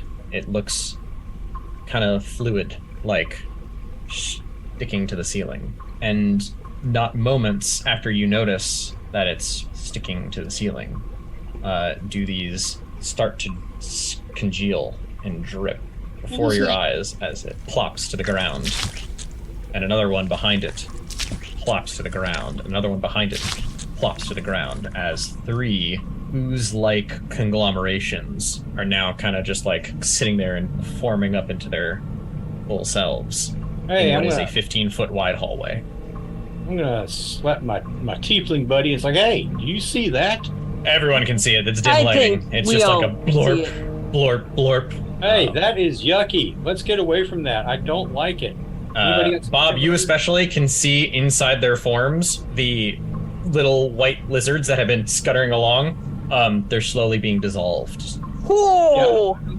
Yeah, I don't like that. Let's get away from that. We're not going to be resting right now. This is not the place to sleep. No, definitely not. Away from here we shall go. All in agreement? Are you guys going backwards? Or are you guys going forwards? Which one gets me the farthest away from these things? Backwards. That's the direction I'm going. How many are Lucky. there? 3. If we go backwards, there's nowhere for us to go. We've already come to the conclusion there clearly isn't a way out of here back there. You know what? I don't know that we've come to that conclusion. I mean, there's the door that we came through that we broke. I mean, we can do a lot of backtracking. But whatever the case, I just don't want to be near these things. I don't have a good opinion on this, other than they look like they're slowly moving towards us. Yeah. That's a good I'm point. backing up. That is a good point. And you watch as they do slowly move forward, roughly 10 feet every couple of seconds, just kind of... Okay. Time to make a decision. Do we run backwards? Do we try to fight these things and get around them? What do we do? Choose now. I've already cast my vote. We got There's one to no run. point in going backwards. Pen's gonna try and pursue forwards. All right, one backwards, one forward. We need some more voting. I just want to find a place to nap. Okay. So I guess I'll just... I say we press forward. We can always run. Okay, cool. We're going forward, and Let's someone's staying between me and them. I'm gonna make sure of that. All right, fine. I volunteer. Cool. Wait, so Pen, you just said to run? Yeah. Okay, so what is the consensus as these things continue to... Pen's running towards the forward way. Trying to you're skirt running around forward. them. Yeah, You're gonna try to 'cause go they're around them? slow. I said forward. My vote was forward. You agree Okay, with so you're forward. running forward. Okay, well, if that's the case, we are going to roll initiative. Yay! Yay! DM, that is a 14. All right, Rinningham got an 8. 10, what is your initiative? 10. Bam. So first initiative is Bob, then Theo, then Penn, then Rinningham, and then these oozy I am going to creatures. delay action while moving forward and keeping anyone between me and them. I want nothing to do with them. Nothing. So currently Penn is the one who ran a bit ahead. So there's already someone between you and them. D&D delay action doesn't work the same way as Pathfinder delay action. Son of a... So you have to specify a type of reaction, or a type of action that you're going to take as a reaction. Basically, you pick the trigger. Yuck, you gross me out. Stay away from me. So, yes, what is the trigger before you're going to do something, and what is that something that you intend to do? I'm not going to do anything until one of these things lashes out at my partner, at which point I will bludgeon it with my stick. Okay, we will work with that. Cool. All right, so moving on to Theo. Theo's never seen these things before. He is going to use his movement to try to skirt as widely around them as he possibly can. I know that we're in a relatively small, ish room. And he's going to hold an attack with the shovel, two-handed. So if one of the things tries to attack him, he'll strike back. Okay, so Theo's going to run up and smack it with a shovel? He's got the shovel ready. He's like moving around. And he's Okay. like, if it tries to reach out, I'm gonna bat it away. Okay, so you're basically now, side by side with Bob going like, I'm also gonna pummel it if it gets too close. Again, Penn is just running off. Exactly. So now it is Penn's turn. Penn has a movement speed of 30. Yes, I need to know if Penn is going to just try to move past it and invoke an attack of opportunity, or if Penn is going to try to move past the first one by dealing some damage to it. That is the real question. So, Penn, it is your turn. Was there You some said you were sort going of to try to height? run forward. Yeah. The ceiling, if you're looking for the height of the ceiling, it's about 15 feet tall. Now that was my reaction thing. I'm still moving forward, getting away from it. But you inquired about what was going to be my reaction if something happened. That was Okay, so you are trying to move. Oh, absolutely. Okay. Well, if that is the case, then to move past them, you have to get within a threatened range. Are you going to try to pass through the threatened range? It's a 15-foot wide hallway, and these blobs are sitting basically in the middle, like in a line. We had a vote and we said we were going to do this, so yeah. Okay. Looks like we're going into that threatened range. So let us backtrack to Bob, who is now running up and has to choose either to attack it as he goes by, or to try to get past and hope that he doesn't get struck. The whole idea is to get past it without getting struck. But I know. That's why I'm clarifying. Yeah, I mean, it's just if it reaches out at me, then I'll swing at it. But otherwise, it's me trying to get past it. All right. Oh no! Oh, that face! Uh-oh. That's a nat 20 For the slimes? for the first slime that Bob runs up past. Oh no! Oh, have you all know, I voted against this idea, but I'm pardon. Don't ever say that I'm not. That's 8 points of bludgeoning damage. Oh no! And is there an and? There's the and. 7 points of acid damage. Yeah, I figured. Did we just kill Bob? Yes, as a matter of Bob, fact. Bob just went down, for sure. Not dead yet, though. He's down. Bob is not dead. Bob is down. Okay. Well, then I guess that would change what I would do. Yep. So the funny part is that. Sacrificial lamb. So this is where the visual ends up being is first Penn is like, okay, we're going, runs in first, but doesn't run in. Then initiative starts. So you're ahead. Bob's like, all right, I guess this is what we're doing. Well, let me just go around, skirt the side, wham, down like a bag of rice. Okay, well then I think we know what Theo's doing instead. Theo. Yeah. There is 15 feet between you and the first blob. Okay, I got and is in front of feet you. movement, right? Yep, and Bob is, Okay, well up ahead as Theo, well. Theo, seeing what happened, is gonna close in, and he's gonna use his action to aid Bob by grabbing onto him and trying to drag him away. So attacks of opportunity happen as you pass out of the threatened Yes, space. I know. So that means you are now, to grab Bob, you are now parallel to the... Yeah, And you're now trying to drag him past. I know, which is going to have my movement speed, but yeah, I'm aware. I will do it. So give me it's in his character. He would do it. Yep, give me a strength, actually an athletics check. To just haul this person you've never had to carry him before. Okay. 1 for a grand total of 5. Alright, so you are grabbing on, and you're realizing that some of the goop and ooze is still kind of like tugging him in place, and when you were expecting to go like 10 feet, you've now gone 5. Okay, alright, okay. That doesn't matter. 5 is still better than 0. So yeah, so you are now, Bob, basically if you're, I wish I had a map for this. Bob is between the wall and an ooze, and Theo is basically diagonal to the ooze, trying to drag past the ooze and get him out. However, that is where you are, so Theo does not invoke an attack of opportunity because you have not left a threatened space.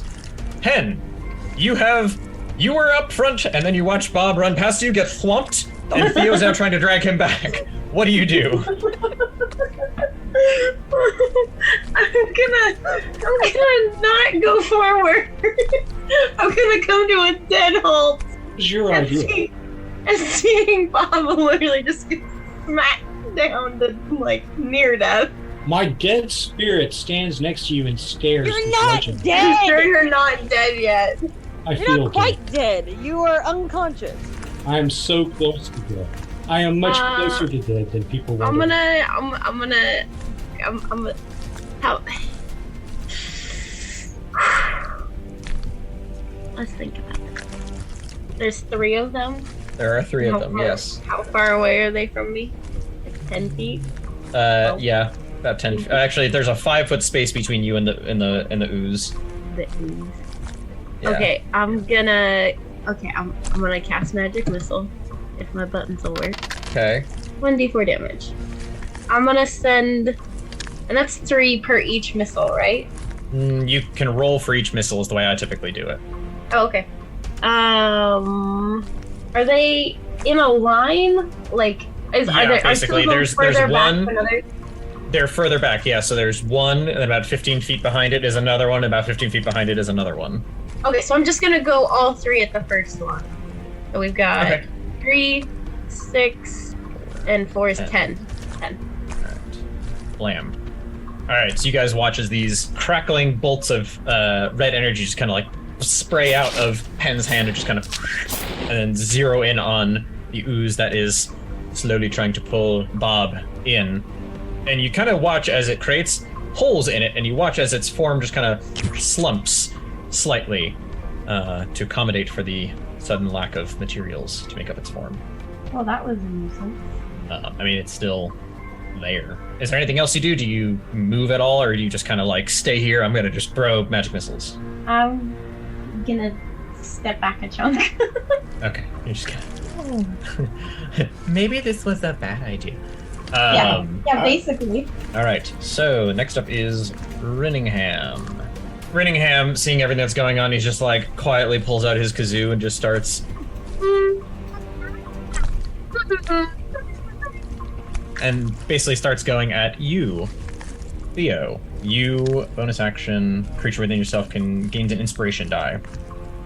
So you now have a d6 of inspiration that you can hopefully use. And that's just a bonus action, so he still has a standard action. Gonna cast Fireball. I don't think he has that spell yet. Oh, he doesn't, but it'd be even worse if he did, because this is a really small room. Alright, he is going to burn one of his first level spells and cast Dissonant Whispers. So it needs to make a saving throw. That's a 2.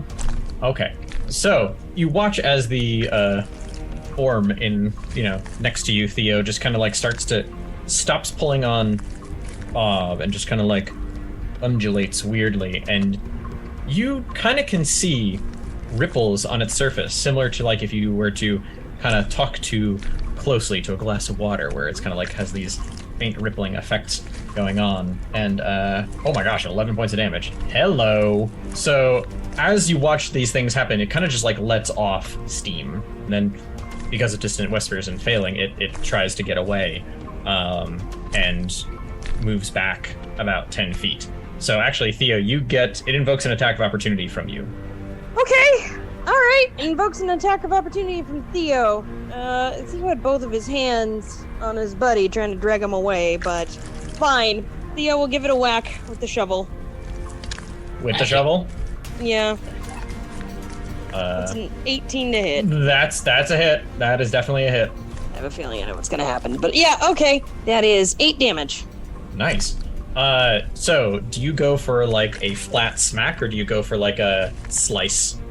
Well, so this thing is like basically like lizard bones and a little bit of ooze, right? At this point, yeah, it's mostly just other random accoutrements, and even the bones are just kind of like away. Okay, well, Theo. There's not much bones to these little tiny lizards. Yeah, Theo's gonna go. He's gonna try to see if, like, he can. He's never seen one of these things before. He's gonna go for the bones. He's gonna just like right down on the bones. Okay, slide on the slice. All right. Yeah. So yeah, you watch as it splits what's left of it in half, and it's now dead. However, you watch as you pull your shovel back. I knew this was gonna happen. Some of the edge of the metal where you had whacked into it, you didn't have to go very far, is kind of like melting some of the metal. And you now have on one side of your shovel a slightly serrated edge.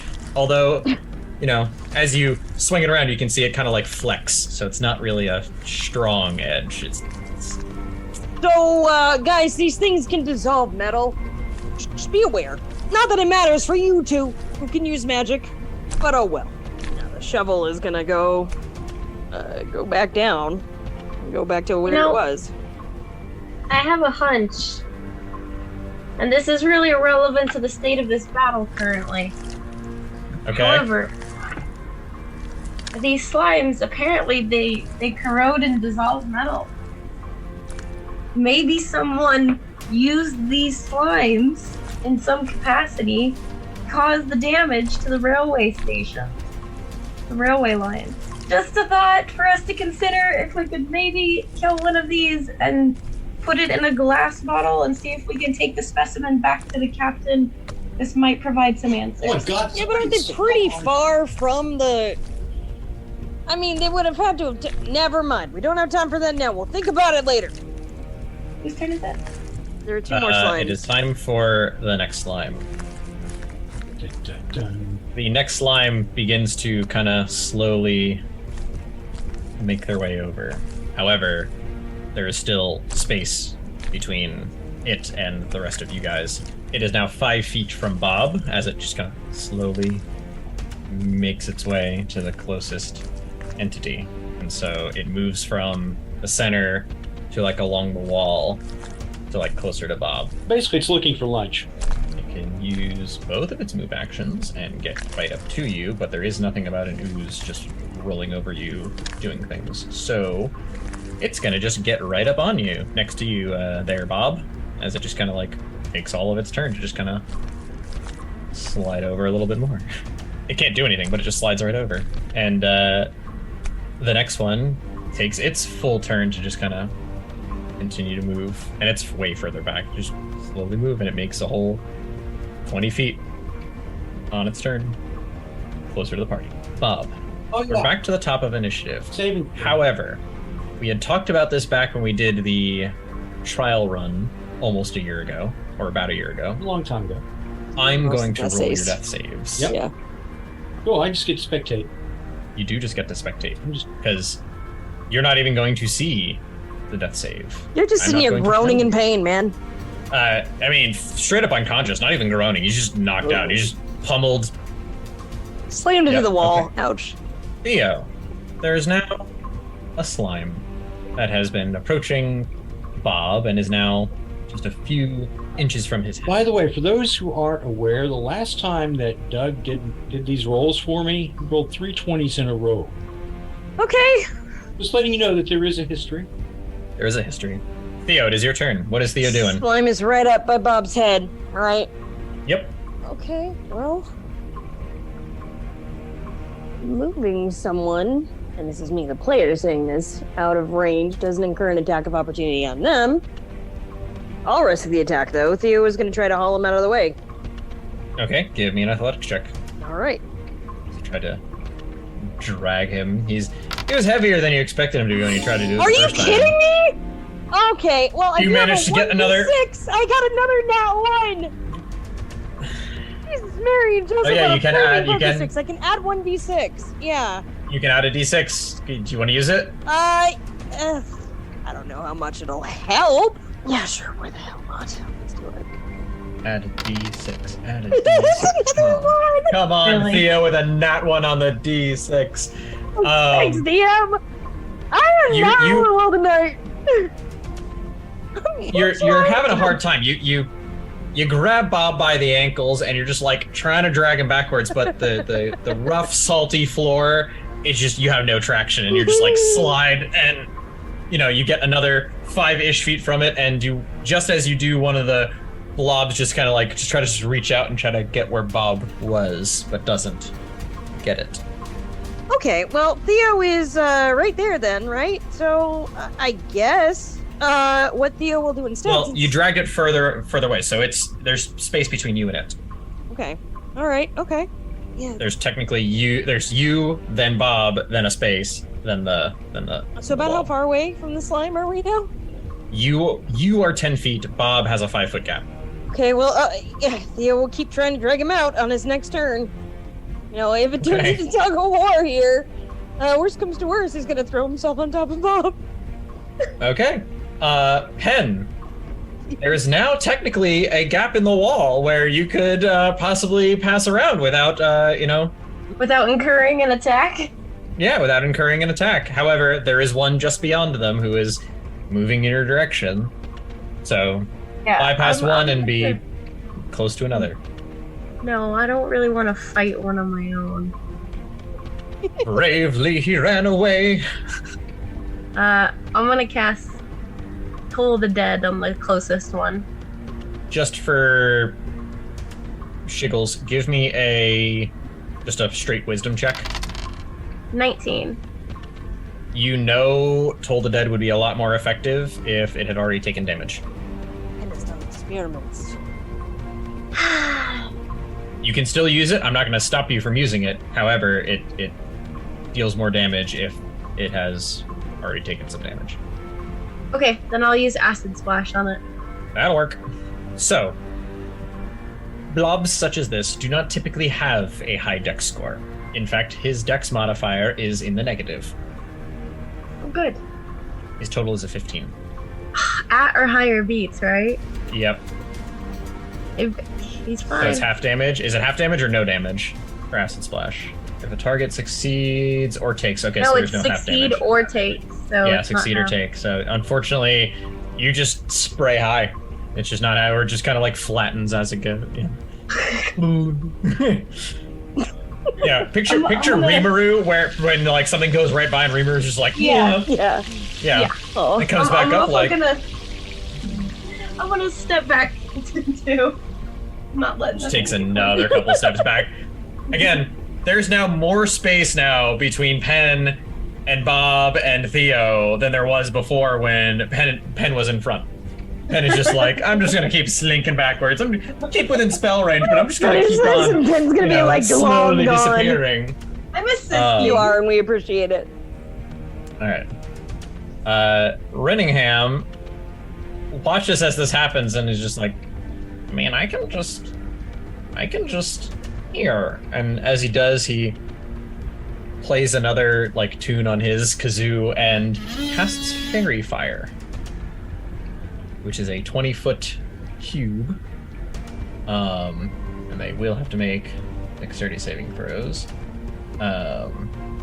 Negative modifier. The dude's still on. I hate it when that happens. Dex. It's a nat 1. All right, cool. That's a fail. And that one's a fail. Oh, thank the Lord. So both of the other blobs in the hallway, you watch as a magical poof of fairy fire comes down as he's playing on his kazoo. And they are now glowing faintly. These oozes are now glowing faintly. However, he's like, now go hit them. You'll hit enemies here. Because you now have advantage on them if you're to try to smack attack. Lay a smack attack. And then, as a bonus action, he is going to Bardic Inspiration again and continue playing on his kazoo. He's like, Theo! Get him out of here! I'm trying! I'm doing my best. So you It's very slippery. So you now have another Bardic Inspiration. It's like All trying right. to catch a greased pig. This particular blob sees that you are the thing, well, detects, because it can't really see the blind sight, notices that you are the thing that is doing the moving, and just kind of like goes around Bob. And then gets next to Theo before it just kind of tries to shove its giant blobby self against you. That is a 17 to That hit. hits. My ace is a 14. At least it's not a nat 20. That's true. That is what took Bob down, is the fact that it critted. Oh, so that is 3 points of bludgeoning damage. Okay.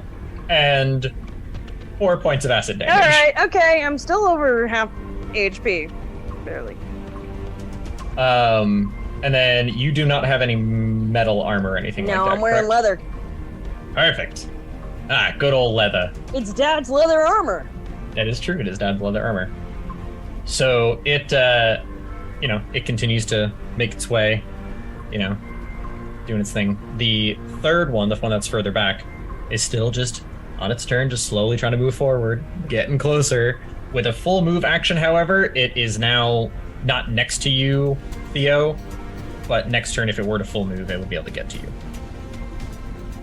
Seeing as you're now physically the closest thing to them, as Renningham didn't enter the room, and Penn has continued to back up every chance that Penn has. So these things seem to be attracted to movement? Bob, they do seem to be attracted to movement. But it's also give me a nature check. Just for... Well, hey, it's not a nat 1, that's a 6, it's a 4! Okay. So... Yeah, no, you can't make heads or tails of if what they're using to. You just know it's coming in your direction, and there it is, just kind of like slinking along. It's slinking along like a slinky little form. fly. I got it. Yeah. Theo, it is now your turn as you continue to try to drag Bob out of the situation. And there's one like right next to me. There is one right next to you now. Okay. It has not taken any damage either. This one. Oh, as much as I hate to do it, I feel awful bad about it. I don't think moving would be very smart of me, so I guess. And the shovel is coming out, and DM, I would like to use Hunter's Mark. Okay. On that slime that Theo's getting that serious. Me up. So he's gonna narrow his eyes Yep. at that slime. He's gonna be saying, this ain't nothing personal, buddy. And he's going to attack with the shovel. Do a smacky smack with the shovel. Okay. Smacky smack with the Smacky shovel. smack with the shovel. That higher roll is a 23. That is a hit. All right, so he's gonna roll the damage. That is a hit. And you know what? Since he's serious business here, rather than doing slashing, he's gonna go for the bludgeoning, which is just gonna be the 1d10 plus 2. Just trying to slap it. Exactly. Yep. That's a fucking 1 there, but at least I've got the Hunter's Mark, right? So that's another 1d6. Yep, that's a 2! Grand total of 5 damage All on right. that thing. So it's actually 1 less than that, Right, because my weapon fact, was already damaged by the acid, I know. has taken some damage. And as you pick it up, you watch as more of the metal on the edges begins to kind of slowly sizzle. As your weapon now takes a second point of damage. I know. If the penalty drops to -5... It breaks, I know. Not so much a sacred family heirloom, it's like the only thing that he could afford. Close enough. That can still be a sacred family heirloom. Yeah, Theo's just like, alright, well, I bring this little thing up a little bit. You guys want to maybe, let's aim for this guy. How about that? Yeah. Well, what do you think I gave you the light for?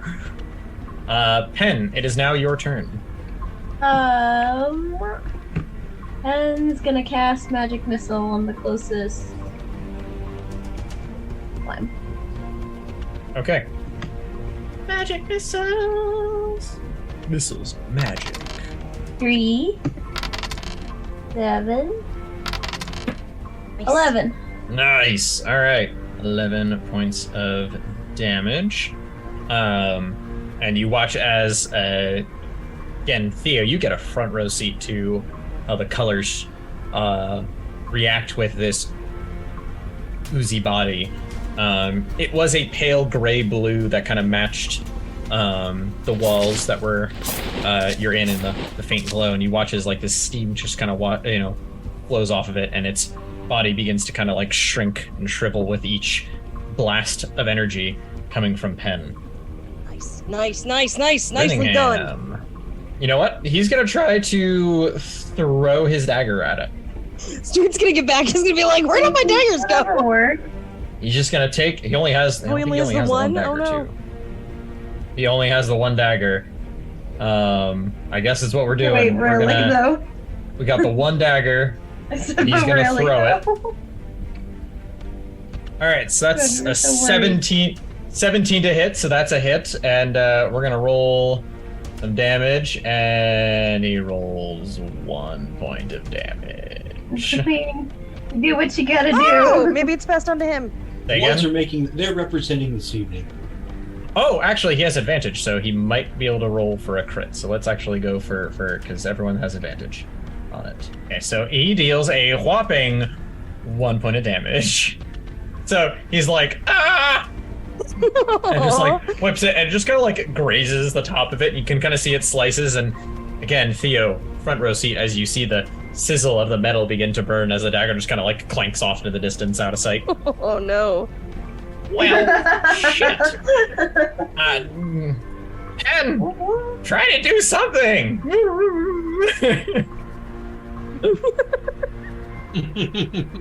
So, I've already warned you what my next character is. I know. Moves up to whack at Theo. Yeah, this tracks. Okay. It misses.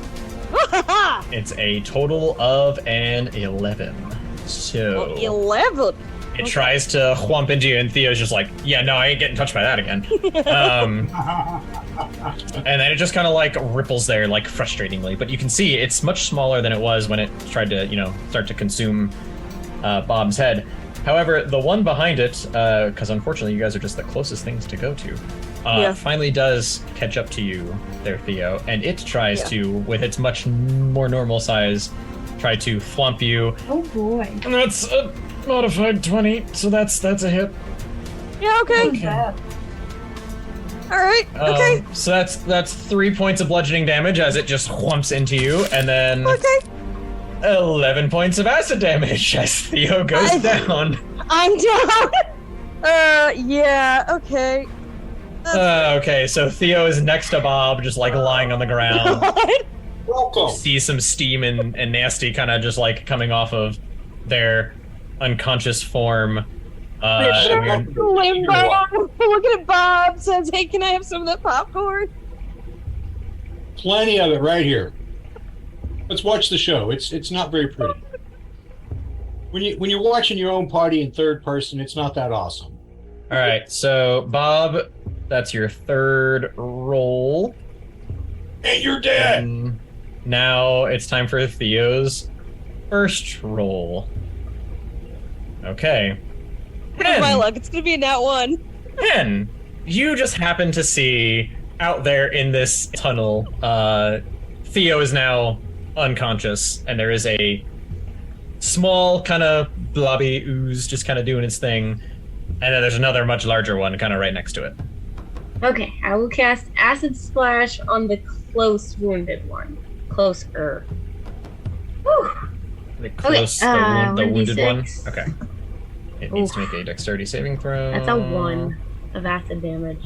It fails dismally. That is a grand total of a 2. It takes some acid damage, and it just kind of shrinks a little bit more and just kind of undulates rhythmically. Anything else there, Pen? Yeah, I'm just gonna take another step back or two.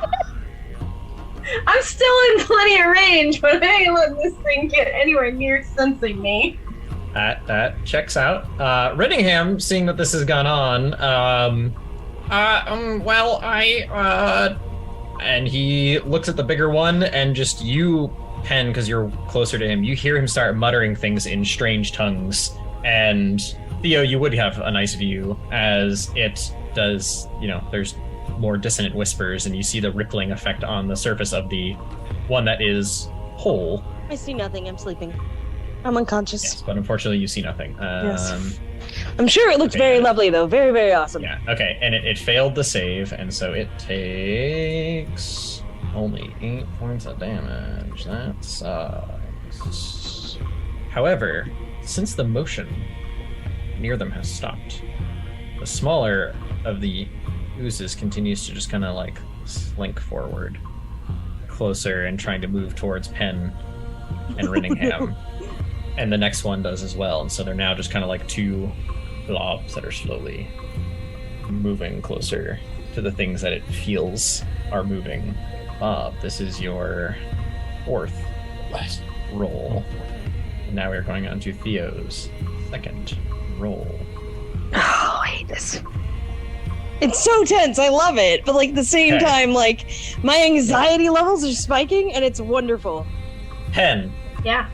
These blobs are now, they've moved 20 feet last turn as they were trying to move closer to you. So they are now only about 20 feet from you. Okay. What do you do? They have both taken some damage. One looks a lot more haggard than the other.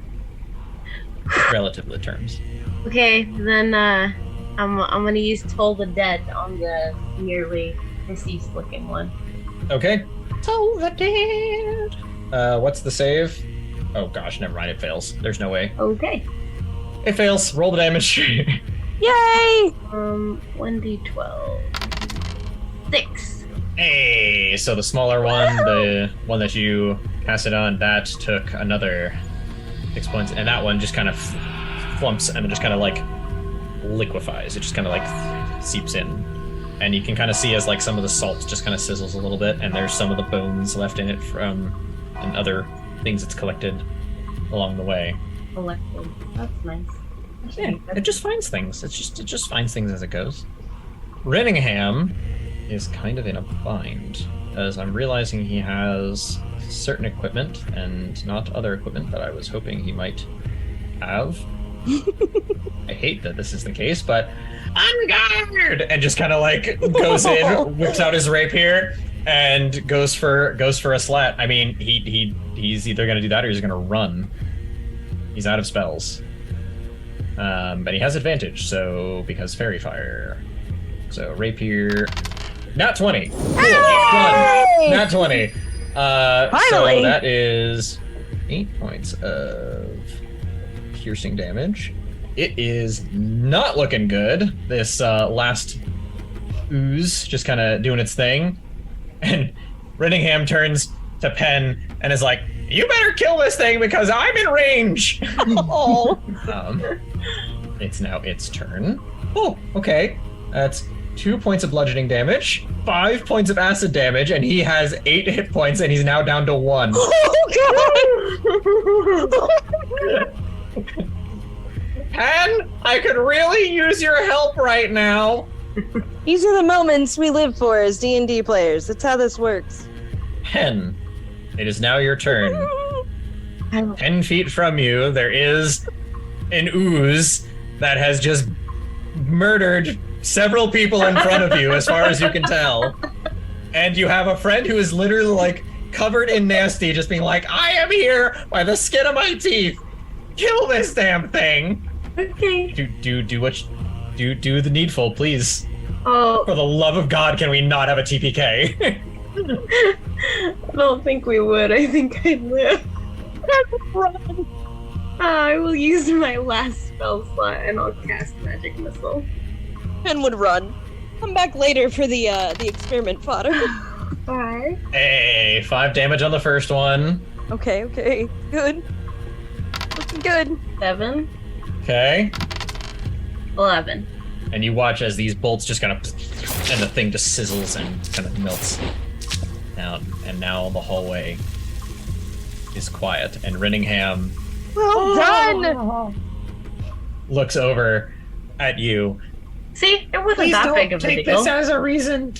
And you just like, what? And then Rittingham runs over to see how his compatriots are doing. Theo is closest. Pen, what do you do? Do you do anything as well, or are you staying in the hallway? I'll walk over to look at them. Assist, however, I guess. Rittingham goes over to Theo and kind of shakes at Theo, and Theo, you just kind of...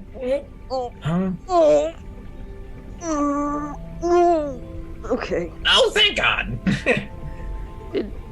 And Oh, we did? Pen, Yeah. do you check Bob? Yes. Okay, Bob is still breathing.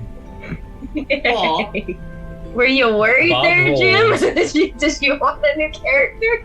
I have no idea what's going on. I don't know how to react. It's like, oh, he's still alive. Bob rolled a 15, then a nat 1, then a 10, and then another 10.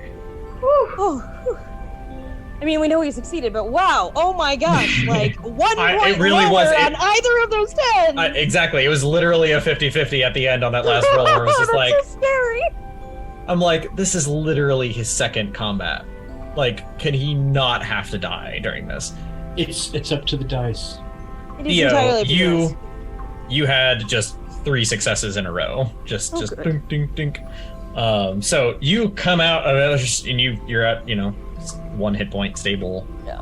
Bob, you take a bit longer to come to, and yeah, you're stable, yeah, you're alive, but you are not feeling so hot. Am I conscious and cognitive? You are conscious and cognitive. Specifically cognizant, but You pronounce it the way you want, and I'll pronounce it the way I No. want. Cognitive means using of the mind. Cognizant means awareness. I'm trying to come up with a clever comeback, but Grammar Nazi'd! yeah, it's not gonna happen. Rittingham was down to literally 1 hit point. Bob I was know, down. he did great. He did so great. Since there's no more things here, do you think we can just set up camp? I just want to take a really long nap now. Sounds great. You know what? I'm willing to sacrifice as many torches as we got to.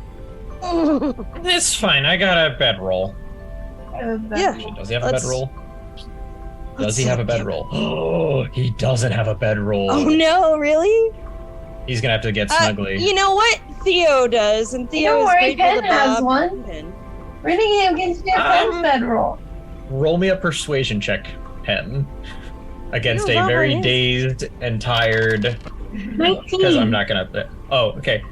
I mean, you did just save my life, so I guess if you really want to snuggle up to my little green self, I'm gonna go. Aw. And he just kind of makes his way over, and you can see he's just drenched in Ooze. gross ooze, nasty, and it's helped dry off some of him because as it kind of fizzles away, it leaves dry patches on his thing as it it eats through stuff. And let me go get my dagger first. And he slowly makes his way down, grabs his dagger, and I have to now mark the dagger down as like -1. Meanwhile, the shovel is -2. Okay, so you guys, it's chilly, it's cold, and as you try to find places to sit down and lean up against the salty rock, like some of it flecks off onto your clothes a little bit, and Rittingham with his dagger just puts it in his pocket and curls up next to you, Pen, and it's just like, I'm gonna take a really, really good nap now.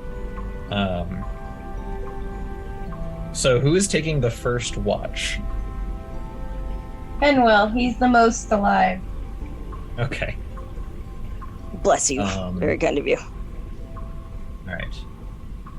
So I am settling in for a long night's sleep, and do not wake me up. It is all right. very important. Those of you who took any of the ability score damage, you're allowed to take back 1 point of damage from each of your ability scores that had it. So in this case, most people it's just a -1 or 2 to Constitution, and you all do manage to get a long rest, unhindered and unscathed. Oh, thank goodness. Feel so fortunate. So I've just given Rittingham his long rest. Okay. Or I'll sleep and Okay. really gain health, but So yeah, you gain health when you sleep and everything, and so you're all good couple hours go by, and you wake up with a little better pep in your step. Birmingham now has time to look at his dagger and just lament how it's like, that was my good dagger, and the tip is all now blunted and stuff like that. And he's, kind of being all Birmingham about it. But that is where we are going to adjourn for this evening with a near miss. Near TPK. of at least, thank goodness. Yeah, oh my gosh. By literally one. Good grief. Yeah, Birmingham was about to go down, and Bob was down to a 50-50. So anyway, thank you guys so much for watching. Have a good week, everyone, and thank you for a good session, DM. That was super fun. I'm glad you enjoyed it, and glad you all didn't die.